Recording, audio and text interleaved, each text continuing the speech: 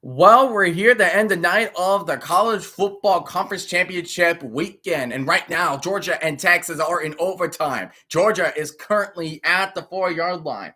The Big Ten championship between Penn State and Oregon. They just got done with the national anthem. But in order to have SMU and Clemson to begin, we need to finish the drama between Georgia and Texas. Georgia is at the 4-yard line in overtime. And they get a touchdown, they win. But the field goal, they will tie the game. So Carson Beck is back in after suffering a severe injury. And Trevor Etienne walks in for a touchdown. And Georgia wins the SEC, upsetting number 2 Texas. And that is going to do it for the SEC. But yes, ladies and gentlemen, we are here to finish college football conference championship weekend. You have the Big Ten between number 3 Penn State facing off against the number 1 Oregon Ducks. And on the other side, going from Indianapolis to Charlotte, North Carolina, we have a matchup between SMU and Clemson. We are calling 2 games for the price of 1. I'm going to watch the ACC championship game on the big screen, and I have my iPad here so I can watch the Big Ten championship as well. I don't have the fancy setup, but guess what? That will do. That will do, man. That will do. But yes, this is a big night. So Georgia wins, and having the second half without Carson Beck, impressive stuff for Georgia. And right now, because they have a similar situation of what happened with Florida State and Jordan Travis a year ago, Florida State fans are going to be more livid than ever before. And right now, so the Big Ten, Oregon faced off against Penn State in 1995 Rose Bowl, but Oregon lost against Penn State. So, and this is Oregon's first year in the Big Ten, and this is their biggest test yet since Ohio State, going up against that big, monstrous, ferocious defense that Penn State is.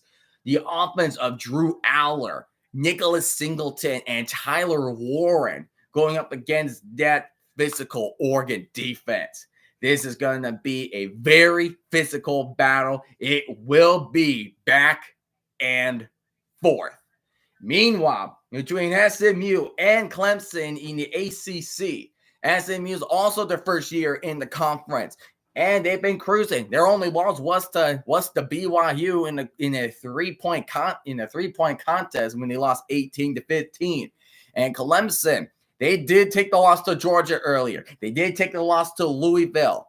However, Clemson, and they took the loss to South Carolina before the championship weekend. But with the Miami loss to Syracuse last week, Clemson punched their ticket in to the ACC championship game against SMU. So all hope is not lost for Clemson. They really need to get that win against SMU. And I think Penn State and Oregon is gonna kick off first, I believe. I think they're about to get the entrance ready. Yeah, it looks like Penn State is gonna get the entrance ready. And I don't know what is the situation of Charlotte because that game is on the same channel as what the SEC game was on. I mean, all major ones except for the Big Ten is on ABC. But yeah, so very interesting. So these are really interesting matchups. It's not like the repeat of having Alabama in or Georgia in. Like, it was nice to see Texas being in the SEC, and it was nice to see teams not like Oklahoma State from last year to be in.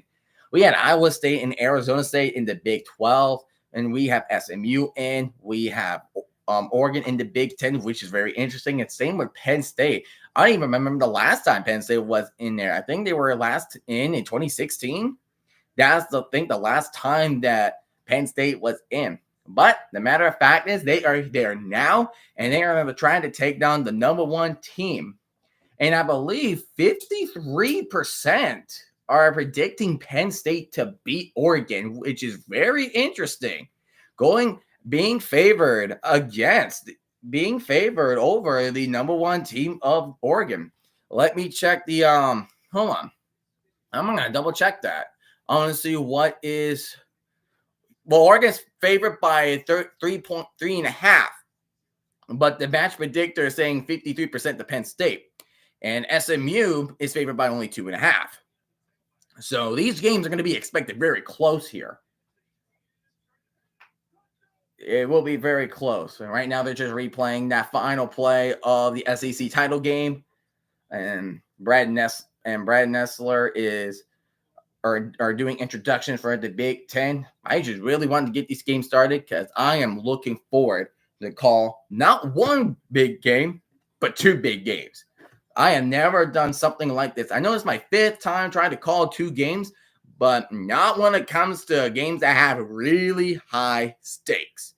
This is where it all matters. And Oregon, so I'm an Oregon fan. My biggest fear is 2 things. Penn State's defense is dangerous. Like James Franklin can make these second half adjustments. He does defense well, especially that man, Abdul Carter, with 10 sacks of the year. And also, my other big fear is Tyler Warren. Like if Oregon can't cover Tyler Warren, then that is going to be an issue for the Ducks. So both teams are really going to play very, very physical. And when I mean physical, I mean just grinding. They got to grind. And SMU, if they win, they will get they will have a bye. And Clemson, I doubt they will not get that bye because they're going to be the lowest ranked of all champions, I believe. But that's the thing. Because if Clemson does beat SMU, think about this. If Clemson does beat SMU by a decent amount, now you have to come up with the question of, okay, with Arizona State winning the Big 12, do they take a spot at the bye? And they're finally showing Clemson versus SMU, and their kickoff is going to start in about 6.5 minutes. But yeah, so if Clemson does beat SMU, does Arizona State get the bye? Do they get the fourth seed? And Boise State jumping up to the 3rd seed.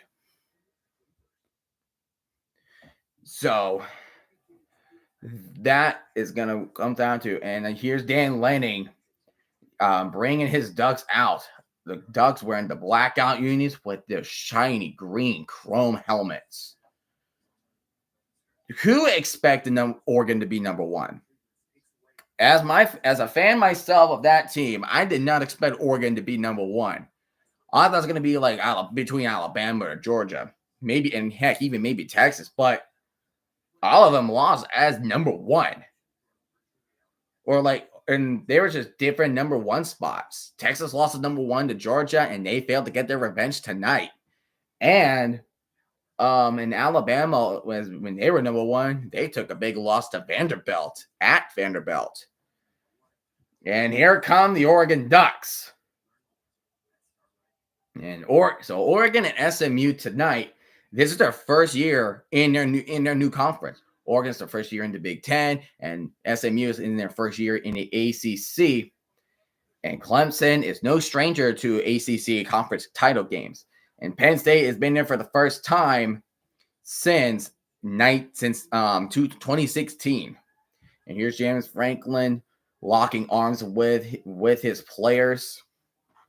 It's gonna be a grind. Like these teams have to keep pumping each other up. They really got to keep each other motivated. This is where it's going to be where the mental state is going to be where it matters. It's not about how many times they get knocked down. It's going to be about how many times they can get back up and punch them right in the mouth. Like, how many times Oregon's going to fall down and punch Penn State in the mouth, and then vice versa? And then SMU, because I did not expect SMU to be this good. Like, SMU surprised me. Like, everybody had SMU to be like around the middle-ish, like middle bottom-ish. And then here they are. Like, the teams that we expected to be around the middle or at the bottom, except for like the SEC, except for the Southeastern Conference, of course, they're just performing really well. Like Arizona State, they were at the bottom. They were predicted to be at the bottom of the Big 12. Boom. Here they are. Here they are. And boom, here they are, winning it all. And it will be interesting to see if SMU can outlast Clemson. And there's Tyler Warren. They're about to do the coin toss. Yep, Dylan Gabriel with the coin toss. Penn State locking arms. And expect to see Penn State versus Oregon again, because that is going to be a confirmed matchup next year on September 27th, 2025. That is a big match. That is a marquee matchup to keep an eye out for if you are a big college fan.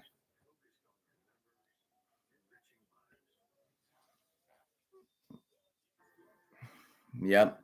And it looks like we'll hear what the results are on the coin toss when we're back from that commercial break. And here's Kevin Jennings. Kevin Jennings and Brashard Smith walking out on the field.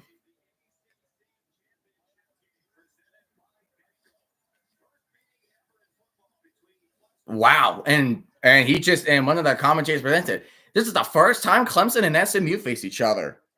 So we have no idea what trajectory are we going to see tonight based on a recent memory. That is going to be fun. That's going to be fun. So SMU is going in for the bye. SMU are targeting for the bye. Clemson's fighting for a spot. I feel like coming into today, the ACC. Hold on. I feel like the ACC it's the game that the biggest upset potential can happen.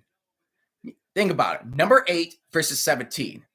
Clemson wins, especially by a decent amount. They could potentially knock off SMU out. And SMU wins, get a bye. But Clemson, not only if they win, they could be in, and they're going to have Arizona State jump to the 4th seed with a bye. That is how much stake is there and how much chaos the ACC championship game can bring. And it looks like Penn State, this is the 5th meeting between Penn State and Oregon. Yeah, the 1995 Rose Bowl was the last meeting with Penn State winning. Penn State leads the meeting 3-1 against Oregon. But Oregon will get the ball first. It looks like that is going to be the game they're going to start with. And, of course, my cat wants out. So I got to be quick with it. And the kickoff for the Big Ten Championship is underway. And they're going to take it out to the end zone. From the end zone, he's going to be down at the 16. And that was Noah Whittington with the carry. And then Penn State is already riled up right now. So pretty much for the Big Ten Championship. And my heart's already pounding for some reason. So the thing is, Oregon and Penn State, no matter what happens, because they're the top 3 teams in the country, they're locked in, similar to the Southeastern Conference game. They win, they're in. Well, if they win, they get a bye. But if they lose, it doesn't really matter. It's just the seeding matters for these teams. So here's Dylan Gabriel. He's going to hand it off to Jordan James. And Jordan James is going to get an 8-yard gain as he's running along to the right side of the field. So that will be 2nd down and 2 for the Oregon Ducks. And Clemson is going to kick the ball off to SMU to start the half. And Oregon's going to run up the middle, and looks like it could be a 1st down to Jordan James. When are they going to get that to? They're going to give it to him.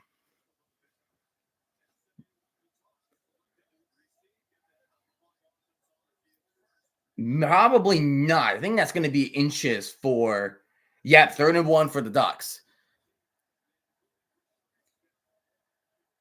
George said, take your undecided bite and get out of my sight. Everybody. Clemson has kicked it off to SMU. Oregon trying to get a first down. They're going to hand it off to Jordan James, and Jordan James does get the first down with a 6-yard gain. And here comes Kevin Jennings of SMU onto the field.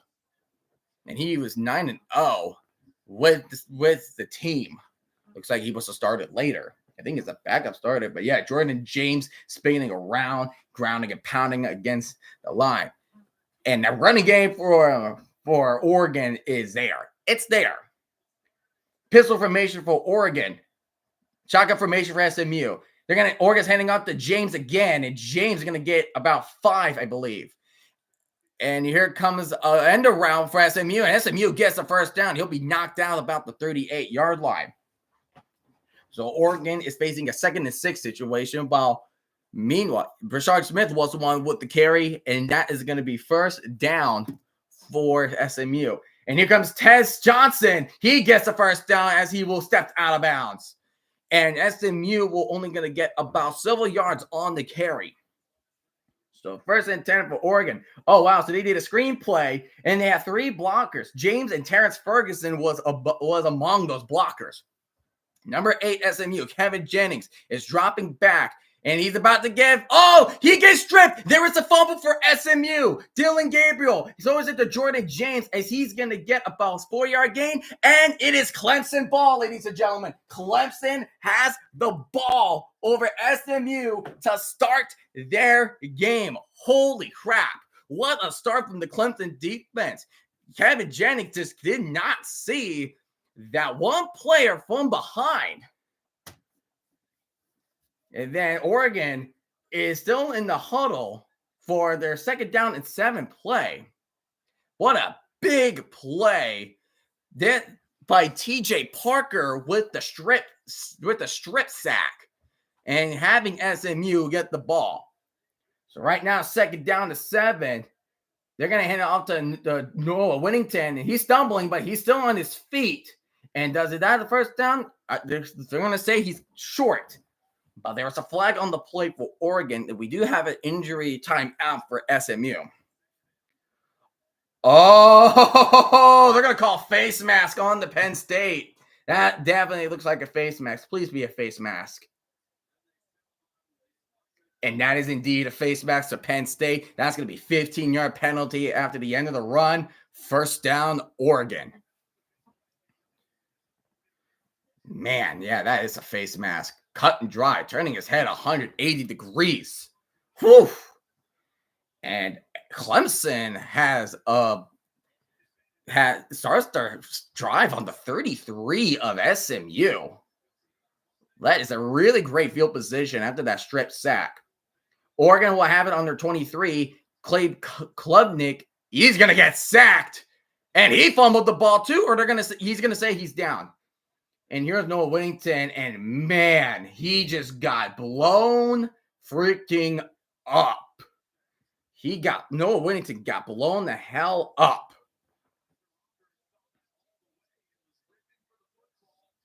It looks like Cade Klubnik is gonna still have possession on it. So 2nd down and 12 for Clemson. He's going to take it. He's going to try to run it again. But no, he's going to do the pass. Here's a wide open Clemson receiver, and he walks in for a touchdown. Clemson takes an early lead. And Oregon has 2nd down and 15 after that trick play that ended up going nowhere. Brian Wisco was the player for the touchdown for Clemson. Dylan Gabriel drops back. He throws the dime to Sadiq, hurdles a man, and Oregon also has the touchdown. What a hurdle, what a play by Kenyon Sadiq.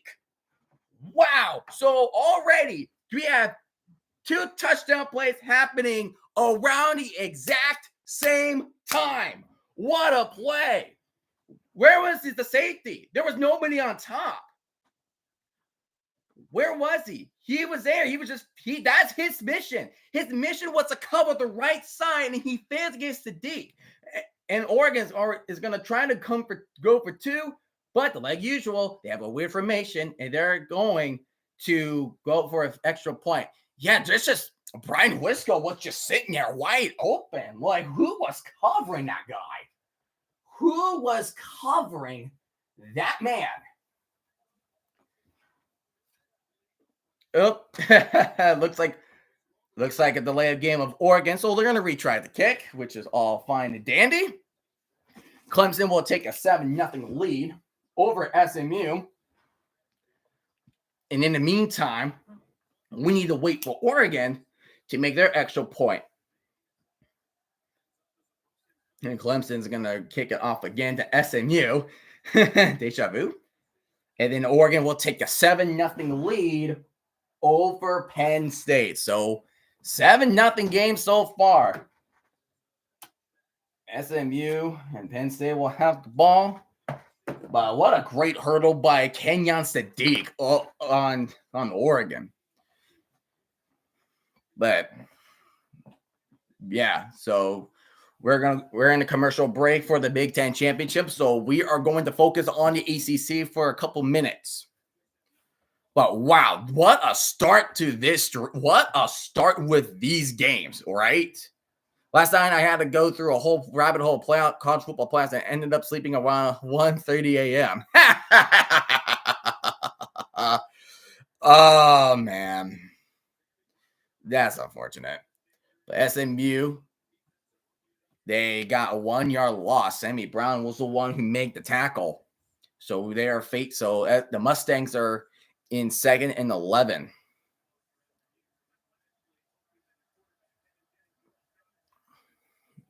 Kevin Jennings in shotgun formation. He's going to actually hand it off. They're actually going to do a little end around. And the receiver is throwing the ball incomplete. He just chucked that crap way out of bounds. But looks like there was a receiver in the vicinity of that area. So SMU is going to face a 3rd and 11 and in threat of having a 3-and-out. 3-and-out SMU is in danger. Because they just got sacked and lost the ball. I was confused about the playoff system. That I had to watch a few different videos to make it sense to me. Do you understand it now, or do you need me to try to explain it much better to you? Is that what you need? Anyways, Kevin Jennings dropping back. He's going to throw a start to the middle, and it was tipped up in the air. Well played. Wow.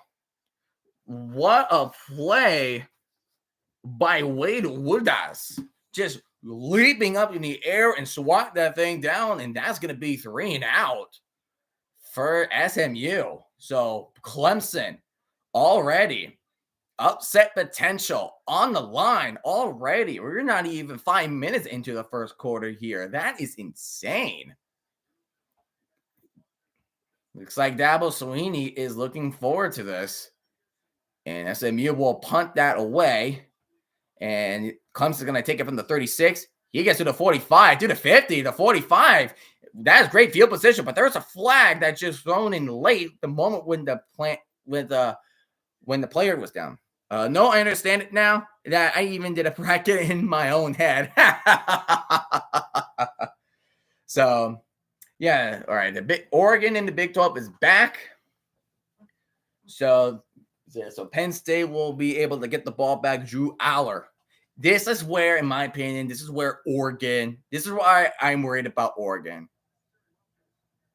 Oh, kicking team on SMU. So they're going to get that like inside the 30. Oh, that sucks for SMU. Or are you kidding me? Oh my gosh. This is a bad start for SMU. A horrible start. That game's a commercial break. We're going to be focusing on Penn State and Oregon for a little bit. So here's Drew Aller. And here comes Drew Aller in shotgun formation. And he's going to drop back. And he's going to throw it to a flat. I forgot Penn State does not have last names on the back. That's Carrington Allen, I believe. Or is that Singleton? So let me see if I get this correct. ASU, since they won, they would get one of the buys because they were a top-ranked conference. Well, it has to think. It would originally be the big conference. But with Boise State being higher ranked than the Big 12 teams, Boise State would even get the buy. Oh, the handoff was a fumble, but Penn State recovered it quickly in his third down for the Nittany Lions. So right now, the buys projected are Oregon or Penn State, depending on what the results are, SMU, if they win, and Georgia, because they won, and Arizona State. So here's because this is where it gets tricky, right? Because if SMU loses big time, Arizona State can sneak into the 4th seed and get that bye right there. They can do it. They can absolutely get the bye right there. 3-5, Drew Aller, drop it back, and he's going to get his man. That's Tyler Warren. That's a first down for Penn State. Tyler Warren is the biggest threat for the Oregon Ducks. Like, it's going to be so freaking hard to cover that man. Again, this is where I worry about from Oregon the most. And here comes a run. Oh, there's a big run. Down to the right side to the 40. 35, 30, 25. And he'll be out of bounds at the 23 or the 22-yard line. Oh, my goodness. Whoo. And there it is, Penn State. Just, hey, you scored. We don't like that. And so in that terms, we need to watch back. That's a great job by the offensive lineman for Penn State. Oh, my goodness. Wow. I think number 10 is Singleton. Yep, Nicholas Singleton. He is also one of the big threats on the team. So at the 22-yard line, it's 1st and 10 for Oregon. You're a player in motion. Drew Aller's dropping back. He's looking. He's going to throw a fire down the middle. And that ball is incomplete. So it'll be 2nd down and 10 for Penn State. But where's the unnecessary? All right, they're back with the ACC championship game. So where's the unnecessary roughness?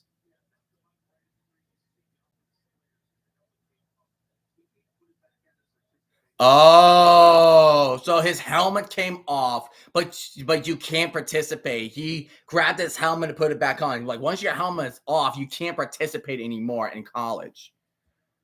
So 2nd down and 10. So there's a shot pass for Clemson, and Clemson's going to get a 1st down. And then Penn State's trying to do a screen, and they're going to get about 5 or 6 yards on the play. So it'll be 1st down and 10 for Clemson, but 3rd down and 4 for Penn State.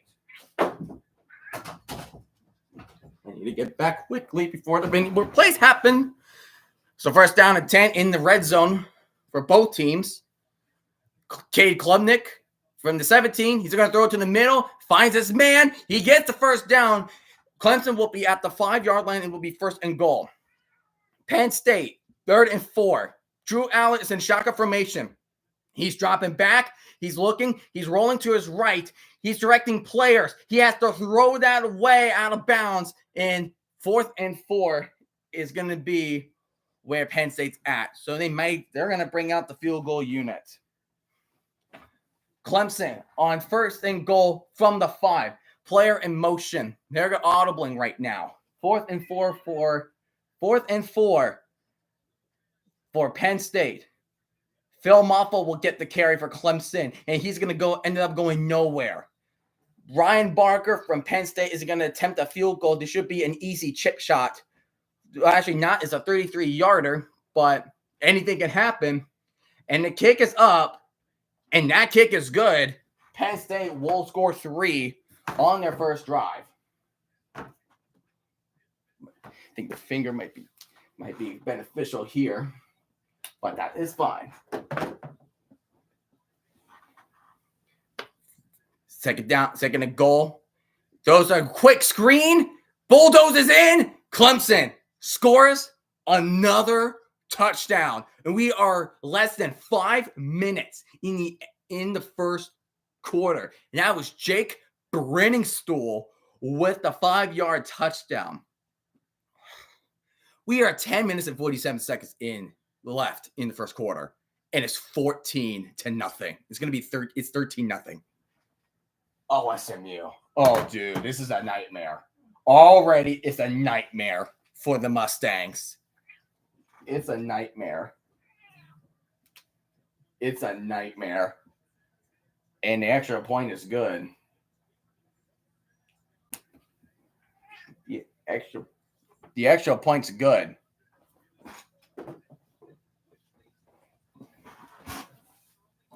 So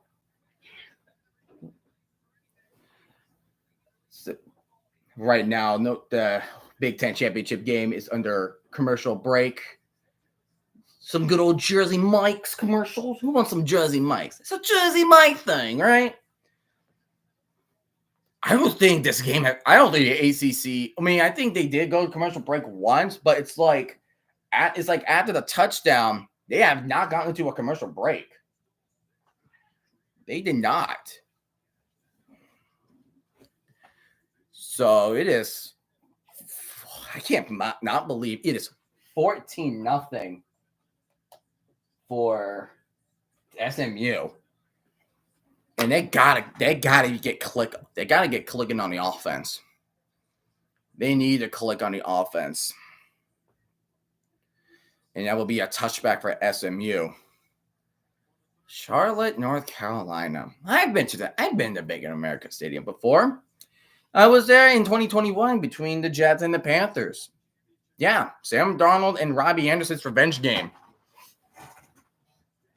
It was the first game my girlfriend attended to, but it was the first time that we went to a game together. Cool place. Here's Kevin Jennings throwing on the run. The ball went right through his hands. Are you kidding me? The ball just went through his hands. It's just like, oh, the ball went through my hands. Oh, well. Oh, well. And here's the Penn State players on the sideline trying to hyping up this defense. Total yards 61 from Clemson, but 7 for SMU. Oh my gosh. And Penn State is going to kick the ball off. Kevin Jennings, already 2 Clemson players at him. He does get the catch and the first down for SMU. And Oregon will start their drive in the, they're going to start their drive at the 25-yard line. Oregon has 7 minutes and 30 seconds remaining. And SMU game have 10 minutes, 22 seconds remaining. What a catch. What a catch. Whew. To Dixon. To Moochie. Oh, it's Moochie Dixon. What a name. Moochie Dixon with the catch. And they're going to, Noah Whittington gets a carry, and he gets the first down. He's still on his feet to the 45. He gets down at the 48 in Penn State territory. What a run from Oregon. Wow. And then SMU has the ball in midfield. So both teams are having to have the offense at midfield. That was just a great job for Noah Whittington standing outside, trying to keep running. SMU's at Clemson's 47, while Oregon's at Penn State's 47. He's going to pitch. Dylan Gabriel pitches it to Jordan James. Jordan James gets a gain about 8. And here comes Trishard Smith. Oh, he's making spin moves. He is juking players. He's going to get a gain of 11. And that's a first down for SMU. But yeah, like Oregon right now, all they're doing, just pitching it to Jordan James and Whittington. There's Trishard Smith open, and he just did not failed to hold it in. Not good. So it'll be second down to 10 for SMU. And Oregon's facing 2nd and 2 on formation.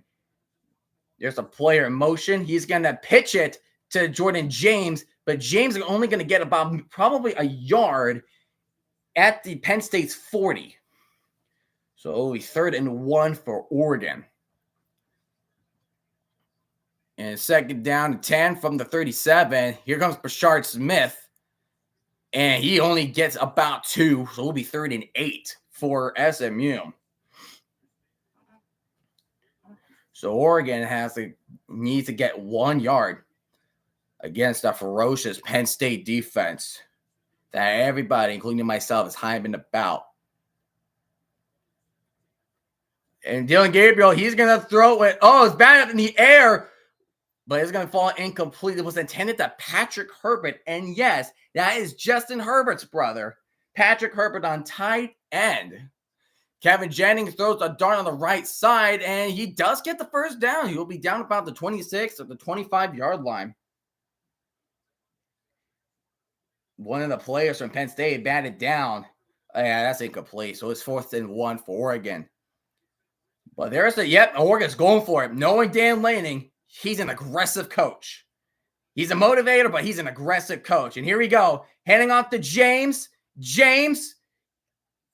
But there is a flag on the field. We don't know what that flag could be. But I feel like that's going to be Penn State's ball because he was short. Let's see what the flag is. Oh, that's a killer penalty for Penn State. It's a personal foul, face mask on Tony Rojas. You cannot make those mistakes. You can't. That's the second face mask penalty for Penn State. And instead of starting the ball from your own 40 and stuffing Jordan James, Oregon's going to start. They're going to extend the drive, and Oregon will be at Penn State's 25-yard line. They're at the 24 now. And here's 2nd down and 9 because that was more into the 4th down drive. Kevin Jennings, he's going to actually keep it. Runs to the right side to the 10, to the 5, and that is a touchdown for SMU. Dillon Gabriel goes to Terrence Ferguson in the middle, and he will get down at the 17.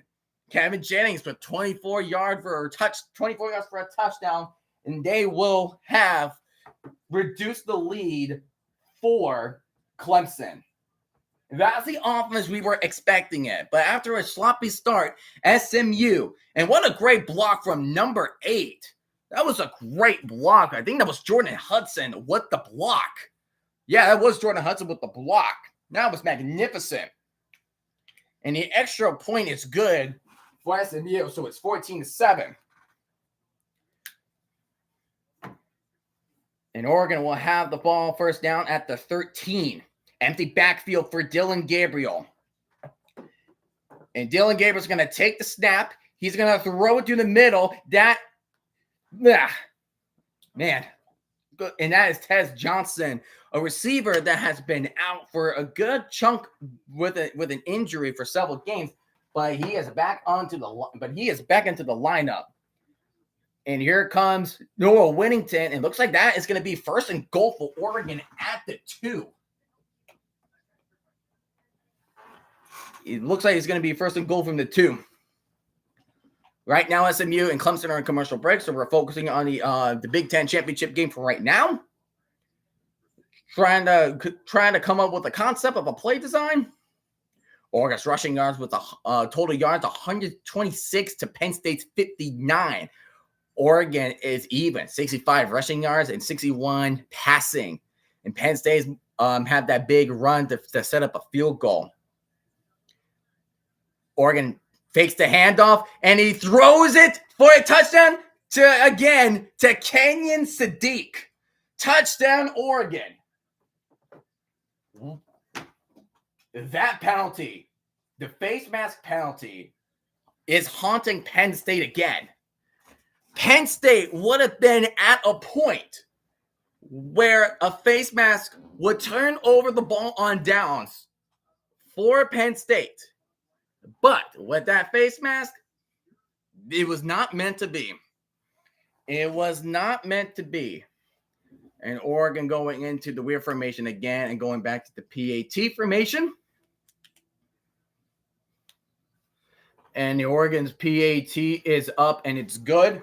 So Oregon will take the lead, will extend their lead 14-3. And Oregon has 3 minutes and 21 seconds remaining in the first quarter.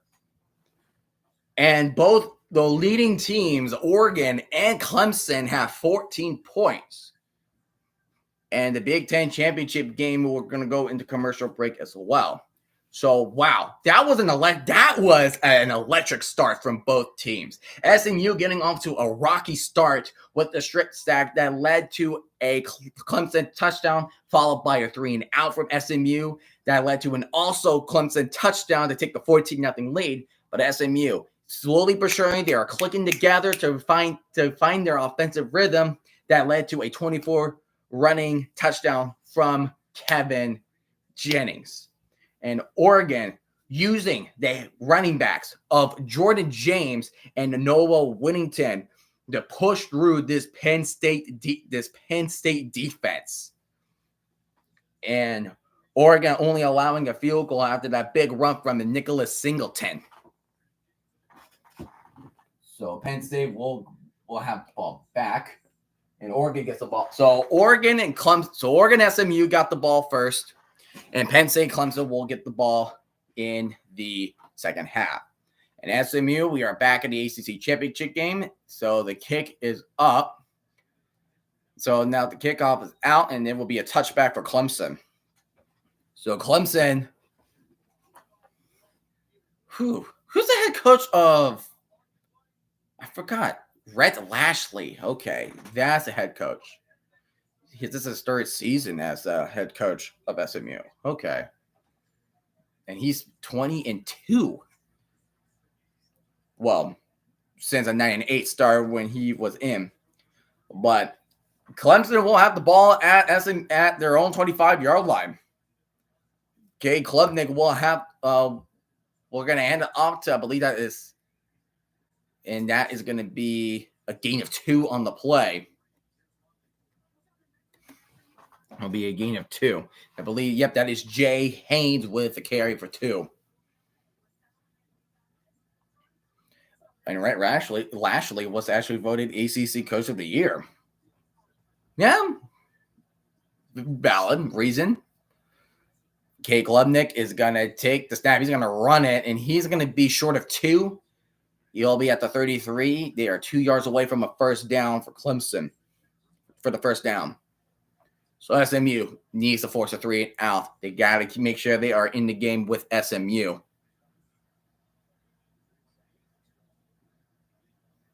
They got to keep themselves in rhythm. There's trips on the top of the screen. Empty backfield for Cade Klubnik. He's going to keep it and run it, and he will get the first down with a gain of 3. And Penn State will just allow the ball to touch the end zone, resulting in a touchback. So Penn State will start their drive at their own 25-yard line.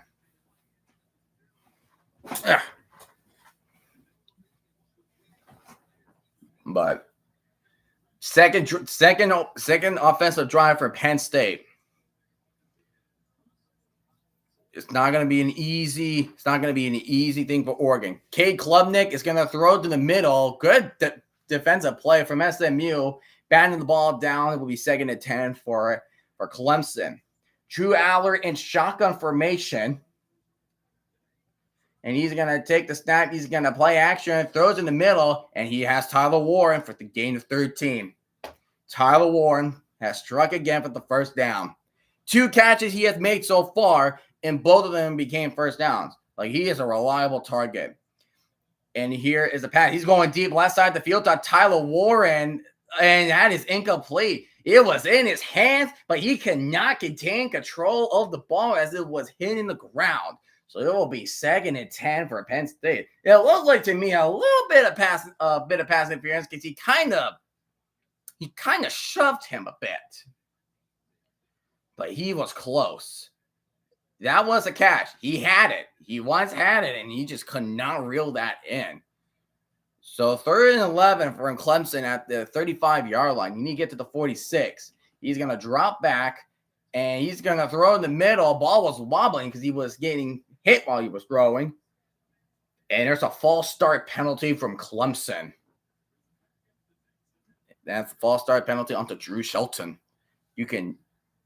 And SMU is getting flagged for roughing the passer. Unfortunate for the Mustangs. They That is not what you want, especially on third down. That does not work in your favor. That will not work in your favor. So as Clemson will extend their drive while Penn State has 2nd and 15. Looks like we have a game clock issue. Yeah, reset the game clock to 3 minutes. And Clemson will run the ball up the middle. And he's actually going to make a final push. He will get a gain of 4. Yeah, that is definitely a false start. So 2nd and 14 for Penn State. There's exactly 3 minutes left until the first quarter ends. Fakes a handoff, and Drew Aller throws it, tips up in the air, incomplete. This is going to be 3rd and 14 for Penn State. And yeah, they're sure replaying that roughing the passer call.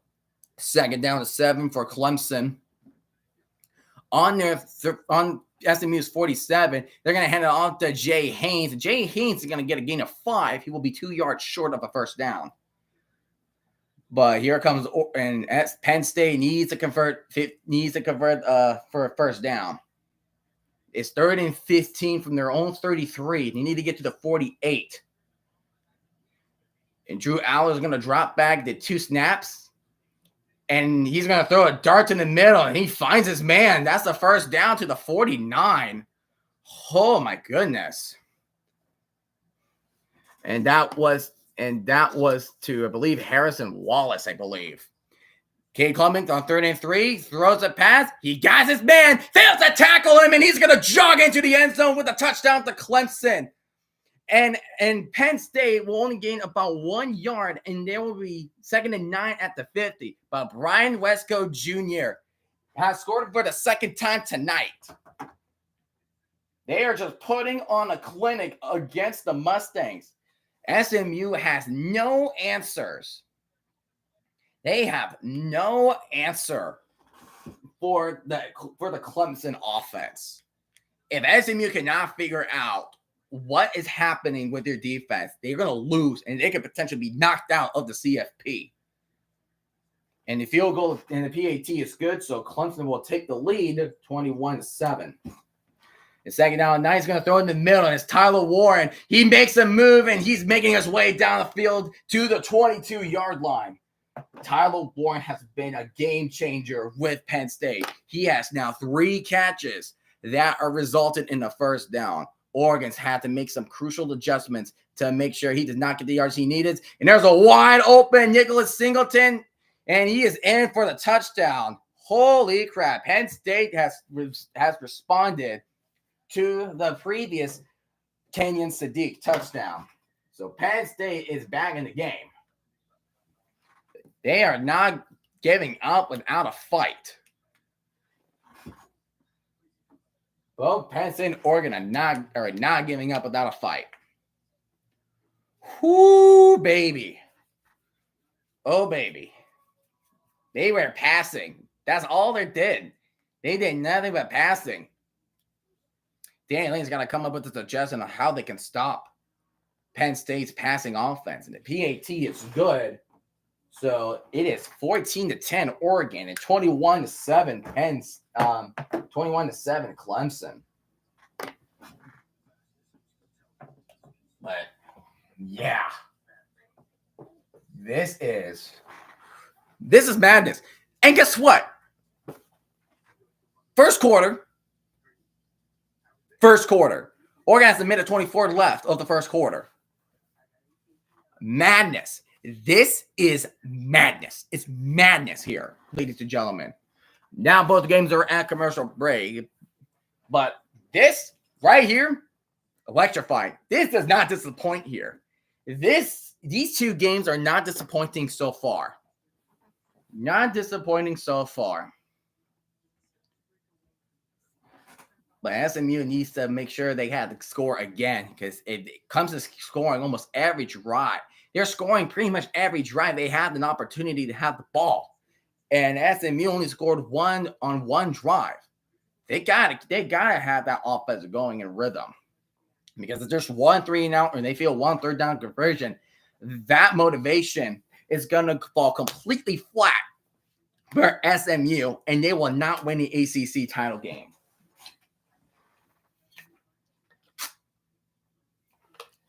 I'm going to need a lot more of this because I'll be talking a lot. Still a commercial break. We got a Popeyes and a State Farm commercial. Oh, baby, oh, baby, oh, baby. Oh, baby. Chicken the Popeye. And they just showed the same State Farm commercial on Clemson and the Clemson game. Are you kidding me? You need to have that same, because you need to have the same set of lineup of commercials per year, right? Remember, like last year, like that one commercial that everybody was annoyed was that Apple. It was that Apple commercial when it was like the outlets were talking. I do remember that commercial. Oh my goodness. But all right, so Clemson is getting ready to kick the ball off to SMU. So the kickoff is now underway. And that is going to result in the touchback for SMU. So they will start from their own 25. And the Big Ten is showing the replay of the final play between Georgia and Texas. And wow, and SMU is showing an update on Oregon and Penn State.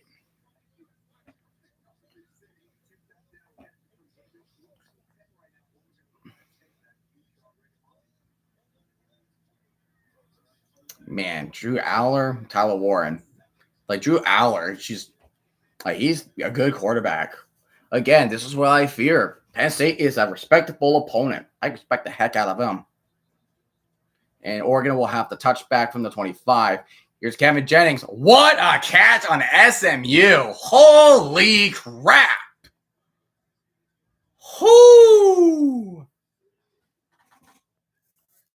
Who was that made that catch? That was Roderick Daniels Jr. with the catch.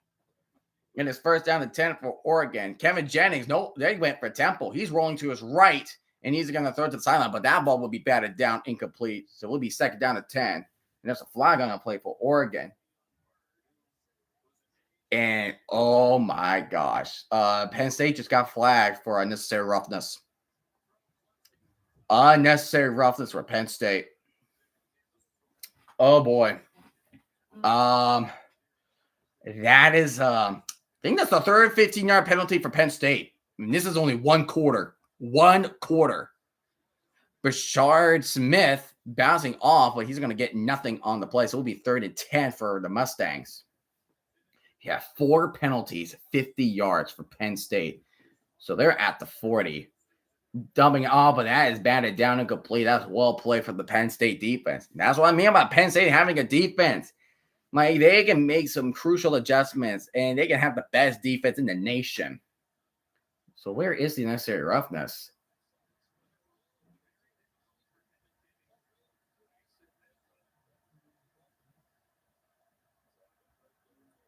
I don't know if I could see that clearly.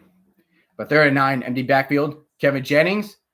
And Oregon gets the spot down the middle to Jess Johnson. He's still on his feet. And Kevin Jennings don't know what he's doing. What in the absolute hell is that, Kevin Jennings? He just threw that to a wide open Clemson defensive back. What are you doing, man? SMU is just playing so bad. And Oregon is at Penn State's 36. But what is that? What was that you're trying to do? He was trying to throw it to one of his receivers on the go route, but that just did not work. And Dylan Gabriel looks like he got sacked. So Penn State will get the first sack off to Dylan Gabriel tonight. And Lashley is in shambles. He is tasting no salt on those French fries. And we have 2 minutes and 12 seconds remaining in Charlotte. In 2nd and 12 for Oregon with about 15 minutes, but they could run down the clock and go to the second quarter right now. Dylan Gabriel in the empty backfield.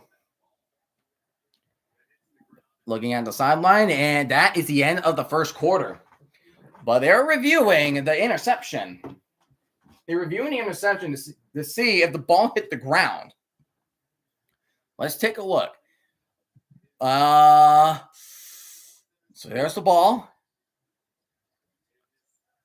That looks like an interception to me. That looks like an interception to me. And that was Khalil Barnes with the interception. I swear they did not call this interception. I don't know what is.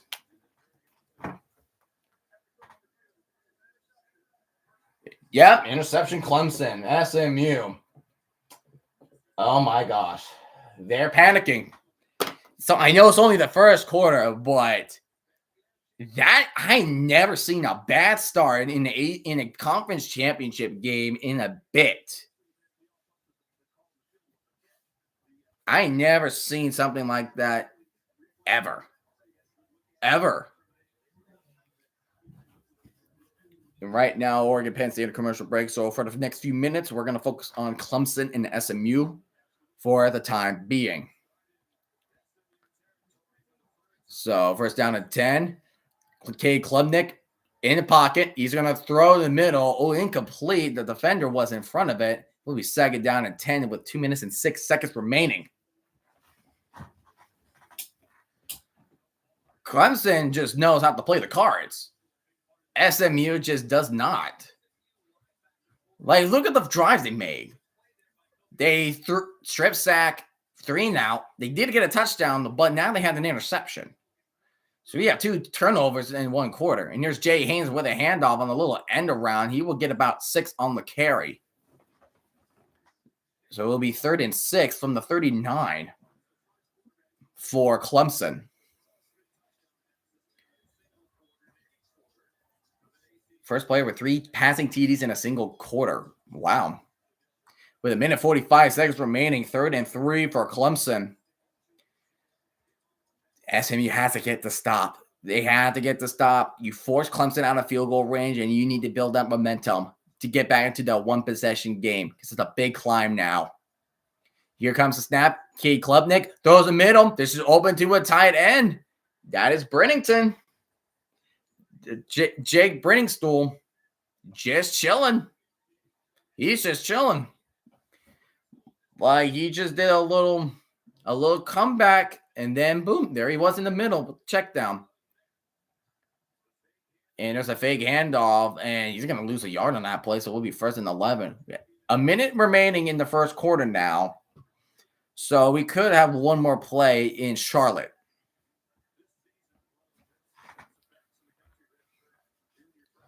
So we'll be 2nd down and 11 from the 33 at SMU territory. Cade Klubnik, shotgun formation. A potential 4-man rush. They're going to rush 6, actually. He's going to throw it to an open comeback route, and he's actually going to be down. And that is TJ Moore with the catch. But still 3rd down. He's 4 yards short of a 1st down.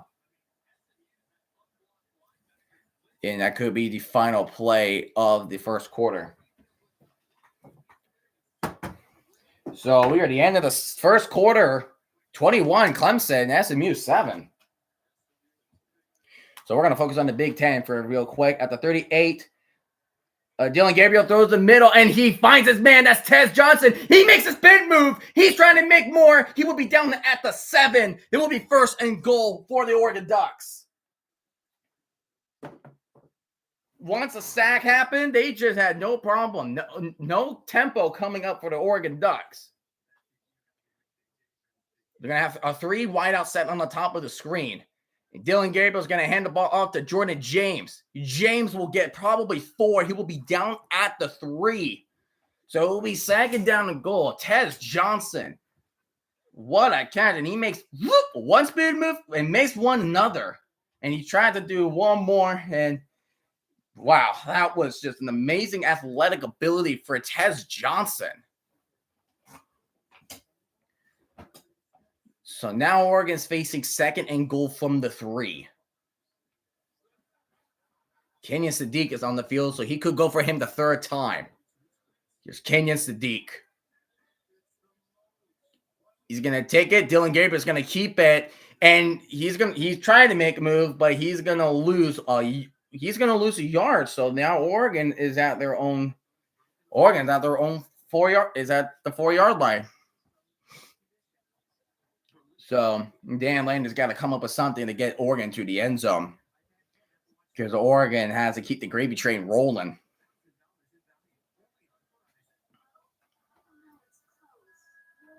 They have got to keep the gravy train rolling. So 3rd and goal for the Oregon. Shotgun formation. Here's Terrence Ferguson in motion, the tight end. Play clock winding down. Dylan Gabriel just drop it back. He throws a dart and is in. Caught by Terrence Ferguson. And that is a touchdown, number 3 for Oregon.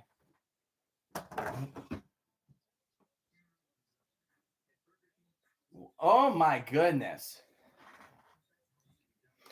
It's funny how every drive for Penn State, when Oregon's offense is on the field, Penn State commits a 15-yard penalty on the defense, because there was an unnecessary roughness that happened on this drive in particular. That one necessary roughness, and Oregon's PAT is up and it's good. So Oregon has a 21-10 lead over Penn State.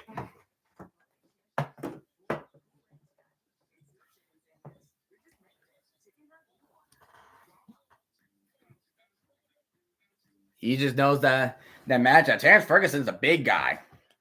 He's a big guy. And Oregon and Penn State will run into a commercial break.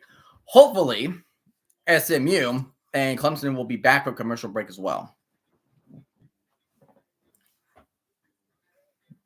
Once this commercial ends.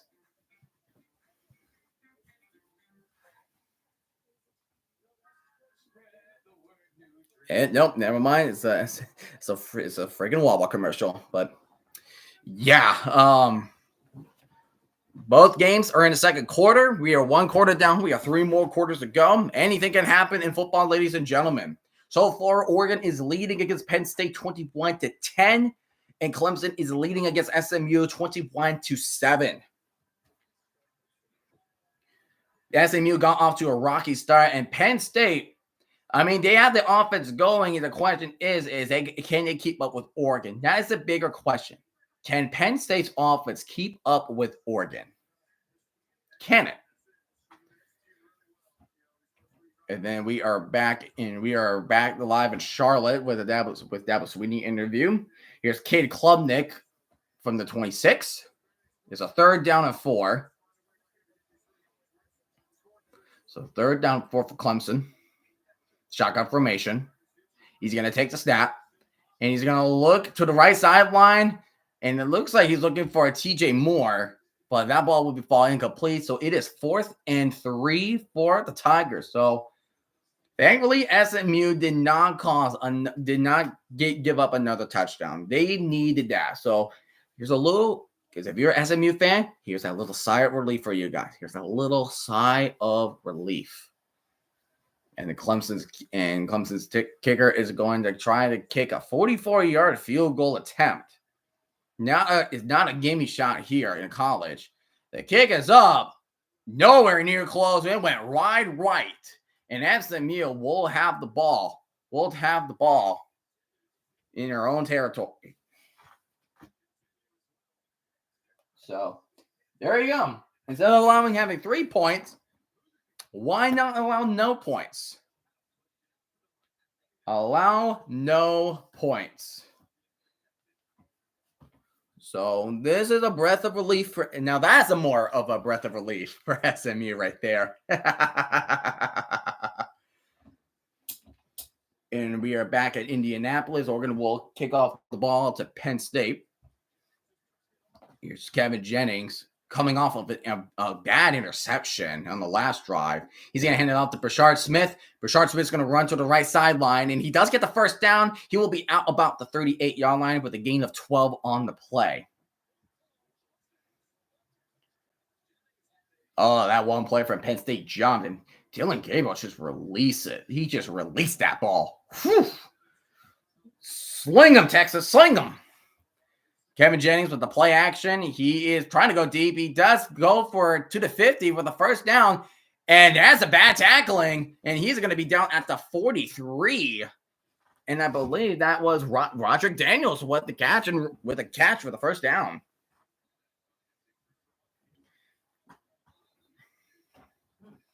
And second down. For a second, I thought Penn State already got first down because I forgot. They're short of a first down, but it's going to be second and 4 for Penn State. But there's a flag on the play. Kevin Jennings shotgun. He's going to hand off to Smith, and Smith does get the first down.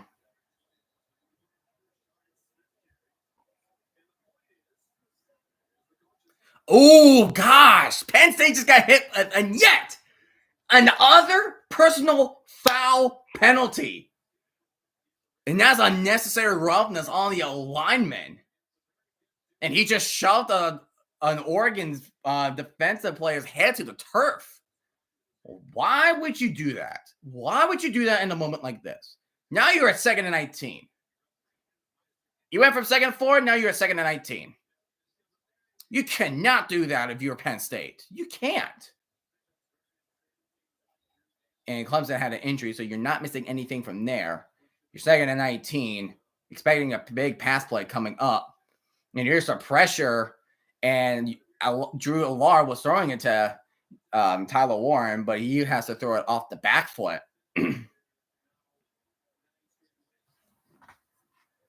Yeah, SMU with 2 turnovers, Clemson with none. SMU is at Clemson's 32. Penn State is at 3rd and 19. We had a 3rd and 19 situation. A shot pass that ended up going nowhere. What the hell is that? Just lost by 4 or 5 yards on that play. 3rd and 19 from Penn State 16. Aller is going to drop back, and he's going to shake off a tackle, throws a shovel pass, but he's going to be down at the 24 with a 9-yard, with pretty much a 10-yard gain, and that will be 3 and out for Penn State. That, the necessary roughness screwed them. The penalties are killing them. They have 5 penalties for 65 yards. Here's Kevin Jennings on 2nd and 16. Pump pass makes the player jump, and he fails to get him. But, oh, dude, you went too far into the sideline, and he went out of bounds. He could not get any more yardage. Oregon will have the punt, and he takes a fair catch, and they will start on their own 31.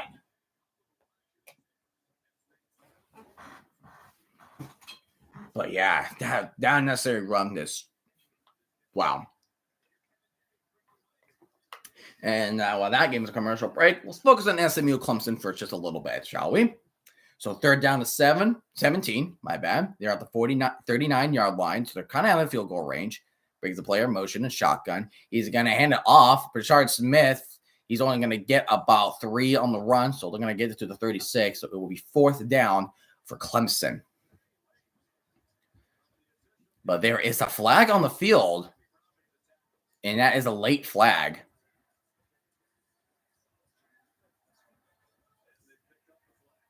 And they picked out the flag, so it looks like there will be no penalty. That's going to be a 53-yard field goal for SMU. And he makes 7. The single season record for most 50 yards plus field goals is 8. And the field goes up. It looks good, and it is good. No, incomplete. It was short. Oh my, that's kind of hard to tell from these angles. Like, if it was an upright, yes. But how close was he from making it? He was short. Wow, he was short. So close. So close. So close, yet so far for SMU. I'm going to need to touch up on my little whiteboard real quick.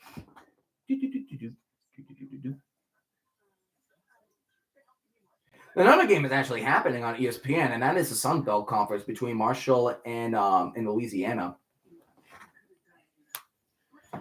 But you know what? Screw it. Let's check that game. I want to see how that game is going so far. But since both games are commercial break, let's check how Marshall and Louisiana are doing. Let's check how they're doing. Let's take a look and see how they are doing. Marshall's kicking the crap out of Louisiana 17-3, and they're about to hit halftime. So, yeah, so that's what's happening right now. So let's go back. We are back live in Indianapolis. Actually looking beautiful. The Big Ten mascots. I love them. Don't you love mascots? We love mascots here, right? We definitely love a mascot. We definitely love some mascots. We get blood drive. So right now, Oregon will have the ball after Penn State committing unnecessary roughness that killed the drive and ended up going 3 and out. And Oregon will begin their drive at the 38. Man, look at that. He was close. The bat downs. The bat downs are there. They're throwing the bat downs. They know he's going to throw a bullet pass, so he doesn't have much air. Oh my goodness. And the ball did go forward, so it'll be incomplete. And in Penn State, they just know it's like, he's like, okay, Dylan Gabriel's going to throw the ball quickly.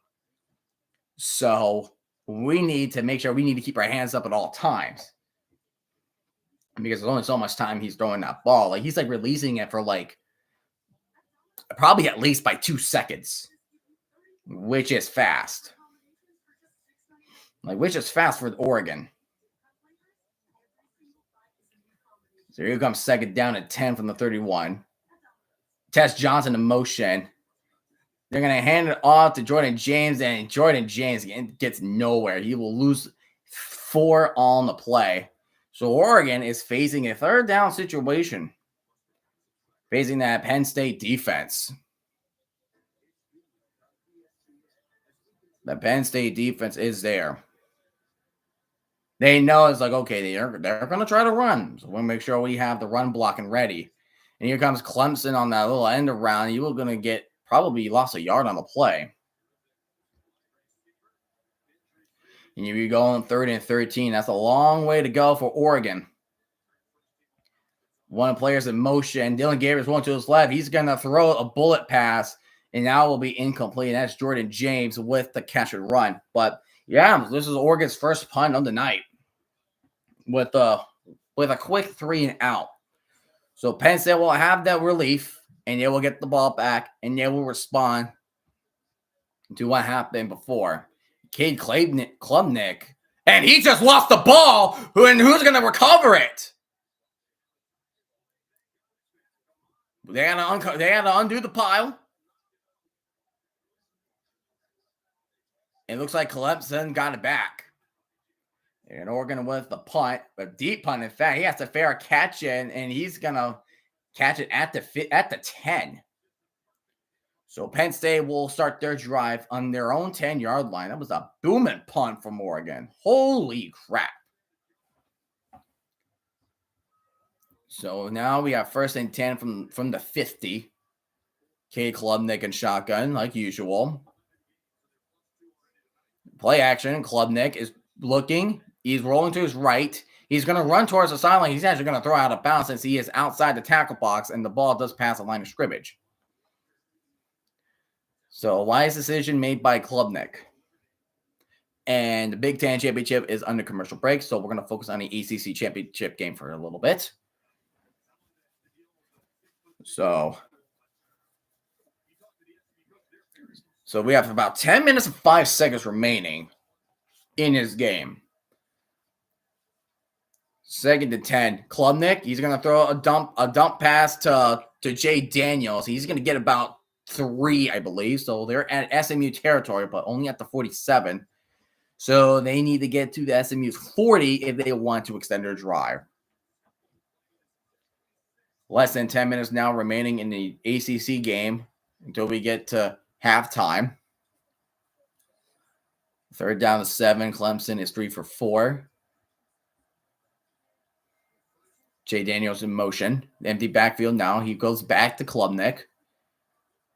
Klubnik takes a snap, dropping back. He's going to look forward to the middle, and that pass is broken up. That's a good stop from SMU, forcing Clemson to punt the ball. So really well played. So well played for SMU. So a definite well played. That could have been intercepted. If there's an Clemson player any more far back, that could be picked any further back. So Clemson will begin to punt it away. Here's a snap, and he's going to punt it. SMU calls in for a fair catch, but SMU will start their drive on their own 8.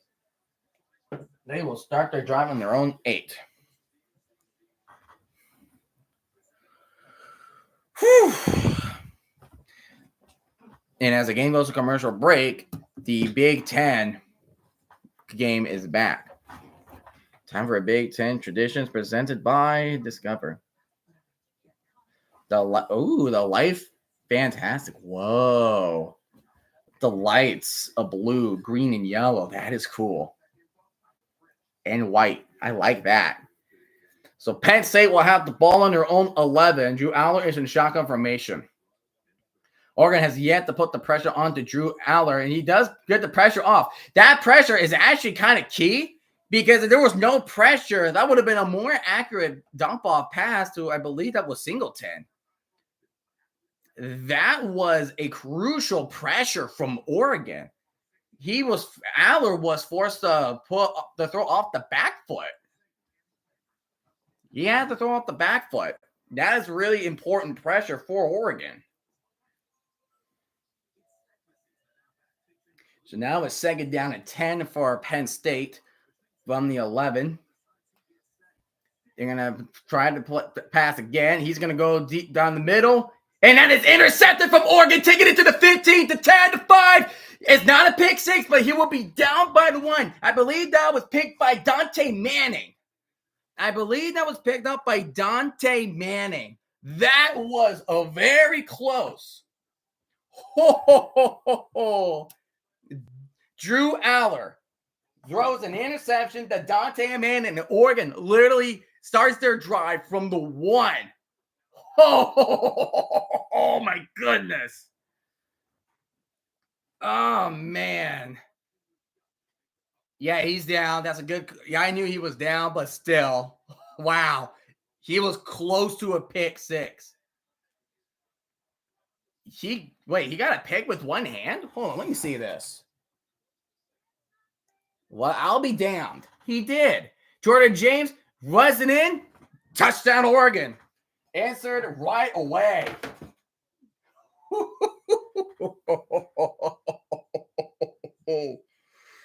Oh my gosh.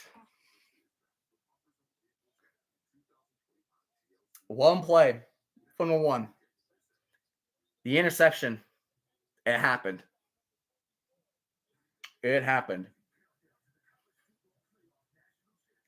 I'm going to do it for the field goal. Get the PAT team out.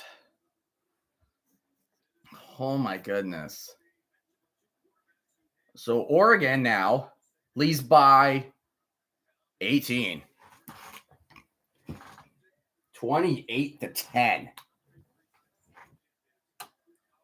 Answering off with a pick six, with an interception that almost got a pick six, but Jordan James gets the job done. And we'll be right. We're already commercial break. So ACC championship focus. Kevin Jennings is going to get the ball handed off to Smith, and Smith is trying to tough his way through. He gets a 9-yard gain at the 17. So second down and 1 with about 9 minutes remaining in the first half. It looks like Manny wants out. Don't you want out, Manny? Here, I'll let you out, buddy.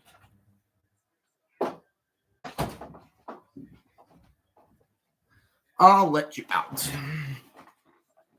Well, looks like they took a quick commercial break. So 10 minutes and 5 seconds remaining in the second quarter for Oregon, while the ACC championship game has about 8.5 minutes.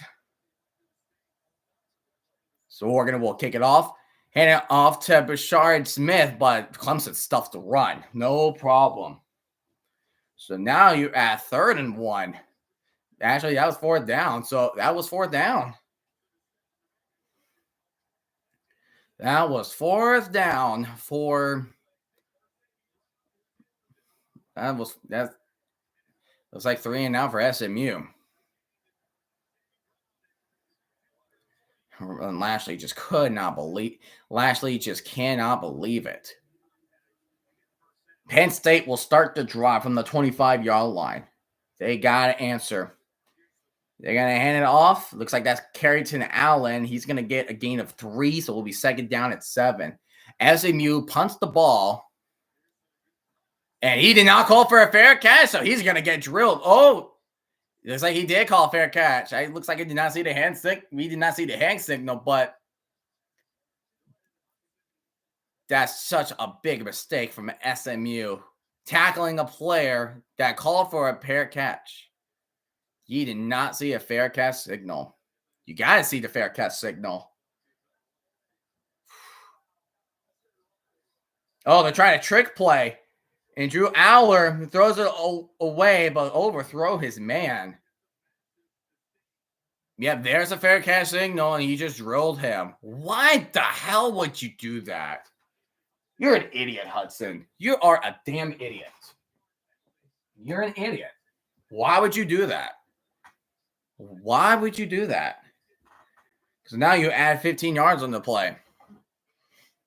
3rd down to 7 for Penn State.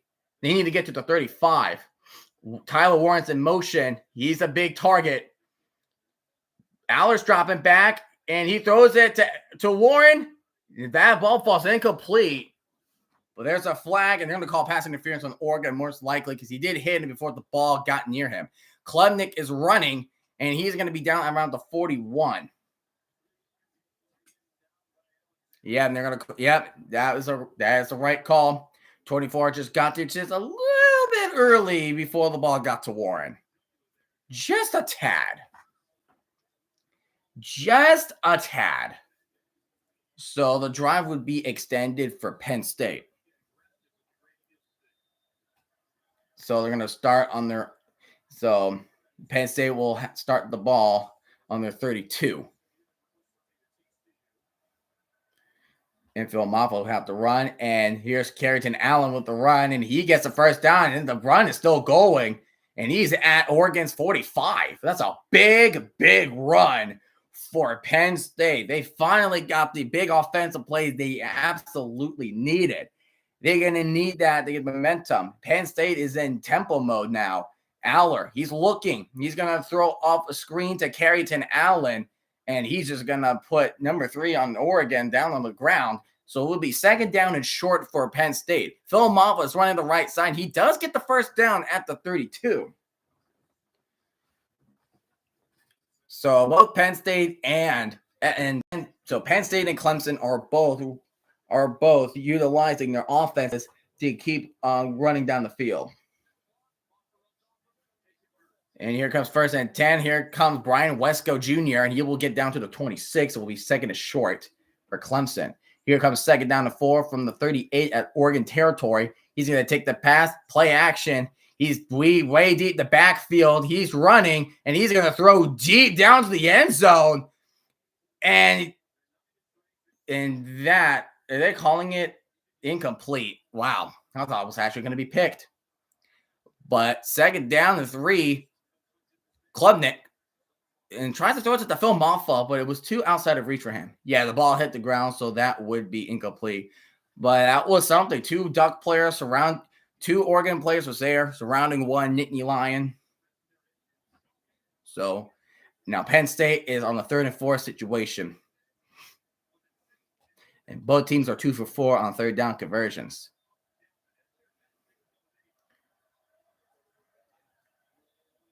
Aller hands the ball off to Singleton, and Singleton to the left sideline does get the 1st down, and he will step out of bounds, and he will be right outside the red zone. Klubnik in the pocket, throws it incomplete. It will be 4th and 3 for Clemson. And looks like they might get a field goal union out. But yeah, Nicholas Singleton, this is why he's out at the 21. This Penn State offense can be deadly. Nicholas Singleton can run. He can absolutely run. He can absolutely run. Empty backfield. Here's Drew Aller, hands off to Nicholas Singleton, and he meets, I believe, that is Bryce Bochter with a big tackle for loss for Penn State with a loss of 1 on that run. And Clemson has decided to use their first timeout. So Clemson have used their first timeout, and they are in commercial break. So Oregon's now facing a second 11 on the defense. Penn State's on the 32. Oregon has more plays for negative yards than Penn State does. So here's play action. Drowler, he throws a dart to the end zone, and he's open. That is touchdown Penn State. That is touchdown Penn State, and that was Omari Evans with the touchdown. So Penn State finally gets the touchdown points they needed on the board. They are still not giving up. I expected that so too. Penn State is a team that can make these crucial adjustments on the Oregon. They can.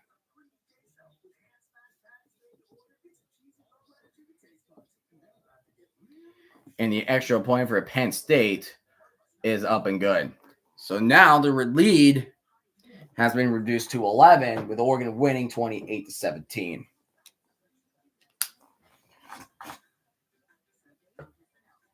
Oops. There we go.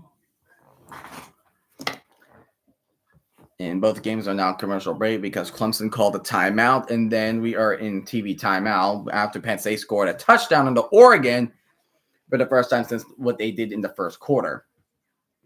Oregon needs to answer back. They need to play the game of keep away and make sure Penn State does not get it. Penn State does get the ball in the second half.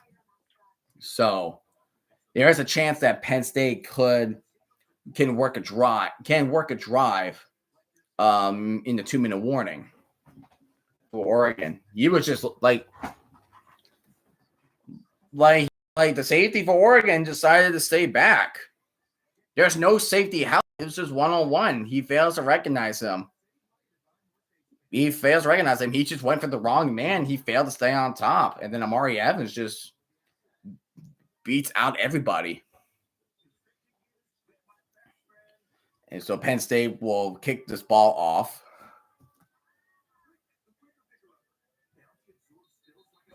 And then that will result in a touchback.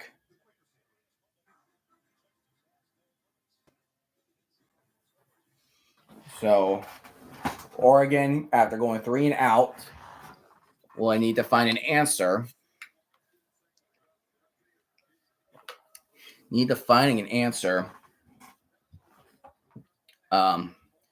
After Drew Aller's passing touchdown to Omari Evans.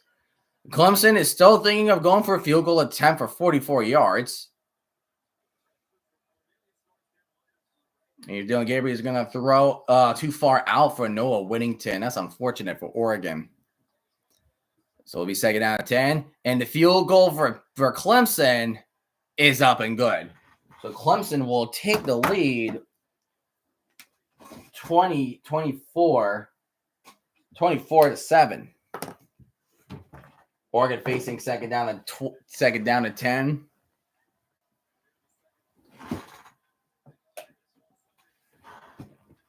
Shotgun formation. There's Tess Johnson in motion. He's going to hand it off to James.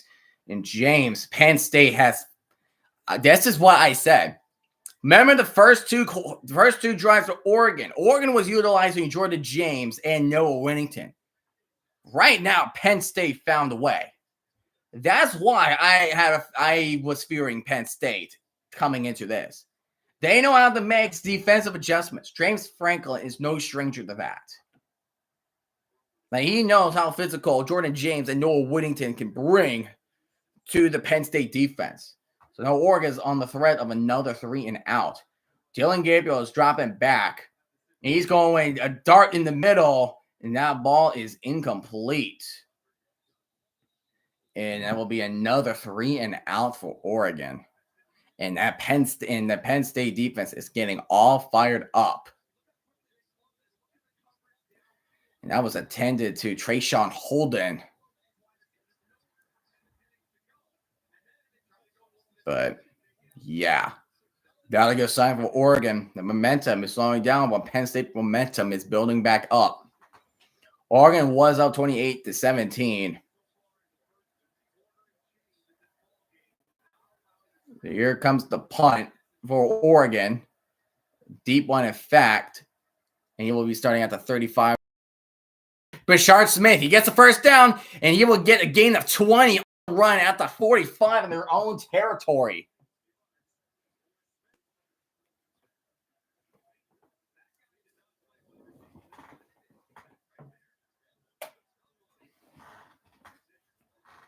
And here comes the deep pass on the left sideline.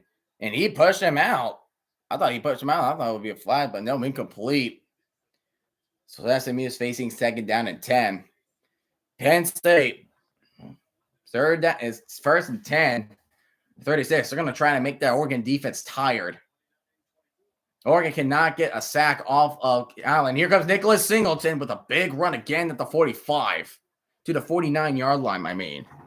And we have less than 6 minutes away until halftime. And we have less than 5 minutes in Charlotte. Kevin Jennings gets the snap. He's going to throw it to the right side. And he gets to the 50 with a gain of 5. So it will be 3rd down and 5 for SMU.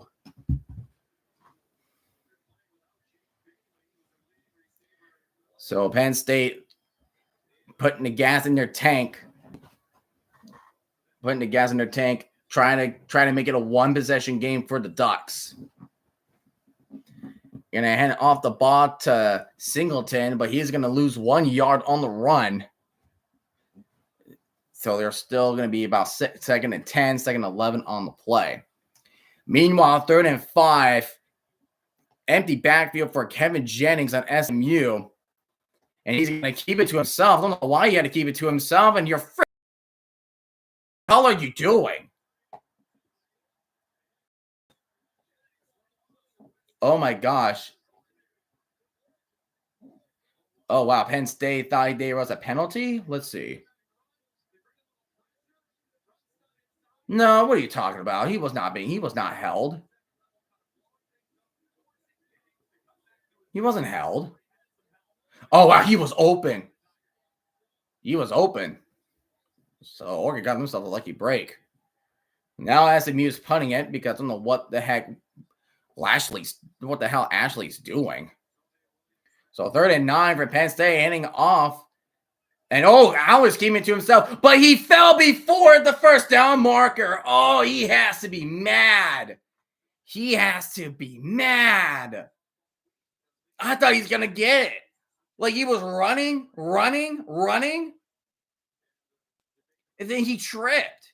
Like, he tried to shift his legs, but he tripped. His feet got planted to the turf. So Penn State, I think they're going for it. Here we go. Under center. They're going to hand it off. He does get it. Carrington Allen does get the 1st down. So there's a sigh of relief for Penn State right there. That was something big. Clemson now has the ball on their own 6. So deep territory for the Tigers. Klubnik is going to hand it off to Phil Maffa. And Maffa will get a gain about 7 on the run. It will be 2nd down and 3. Penn State, 1st and 10 on the 37 on Oregon's territory. Play action. Aller is going to throw to an open Tyler Warren. And Warren trucks over a man, and he trucks over another. He gets the 1st down. Oregon is having a lot of problems covering that man, as I have mentioned multiple times. to myself before the game starts, Oregon's going to have the hard time with Tyler Warren. Oregon's going to have a really hard time. And he's taking it to Phil Maffa, trying to run to the outside, but he just lost 4 on the run. What the hell? Tyler Warren, 4 catches, 67 yards. He is putting the work. First down at 10 here in the red zone, and Oregon's 18. It's an empty backfield look for the Ducks. Got a man in motion, fake the handoff. Aller, he is looking on the back, throwing off the back foot. It will be out of bounds, incomplete. With 2 minutes and 59 seconds remaining in the second half. And it looks like Clemson might run the clock down to the 2-minute warning. Now, I think for Penn State, I think we're going to have 2 more plays until the 2-minute warning in Indianapolis. Here's the 2-minute warning in Charlotte.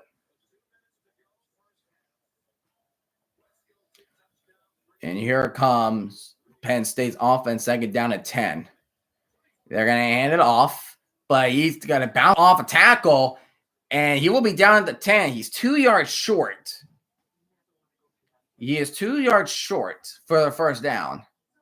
But Nicholas Singleton just surprised he wasn't down right there. He's a tough running back. A very tough running back.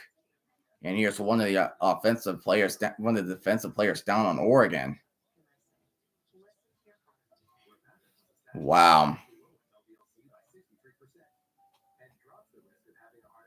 But we're going to go to a commercial break with the TV timeout. And whatever injury that was for Oregon, like he was breathing. They're saying he was breathing hard. Penn State just breathing down Oregon's neck now. They are breathing down on the Oregon's neck.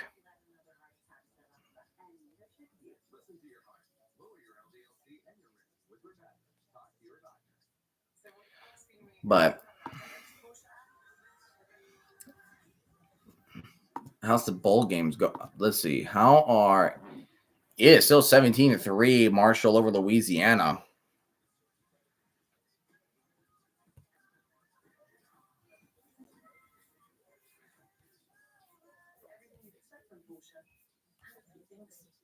Porsche. It's the accent.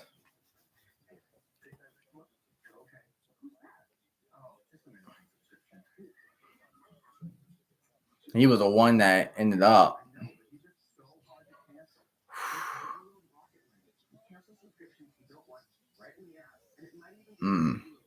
That big man, we need him on that. We need him on this team.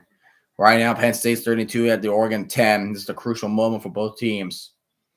It's important to see what momentum Oregon's going to go, and Penn State's going to go too. Drew Aller takes a snap. He's going to throw a screen to Carrington Allen, and he does get the first down. So his first goal for Penn State. And it looks like we might get a 2-minute warning in Indianapolis.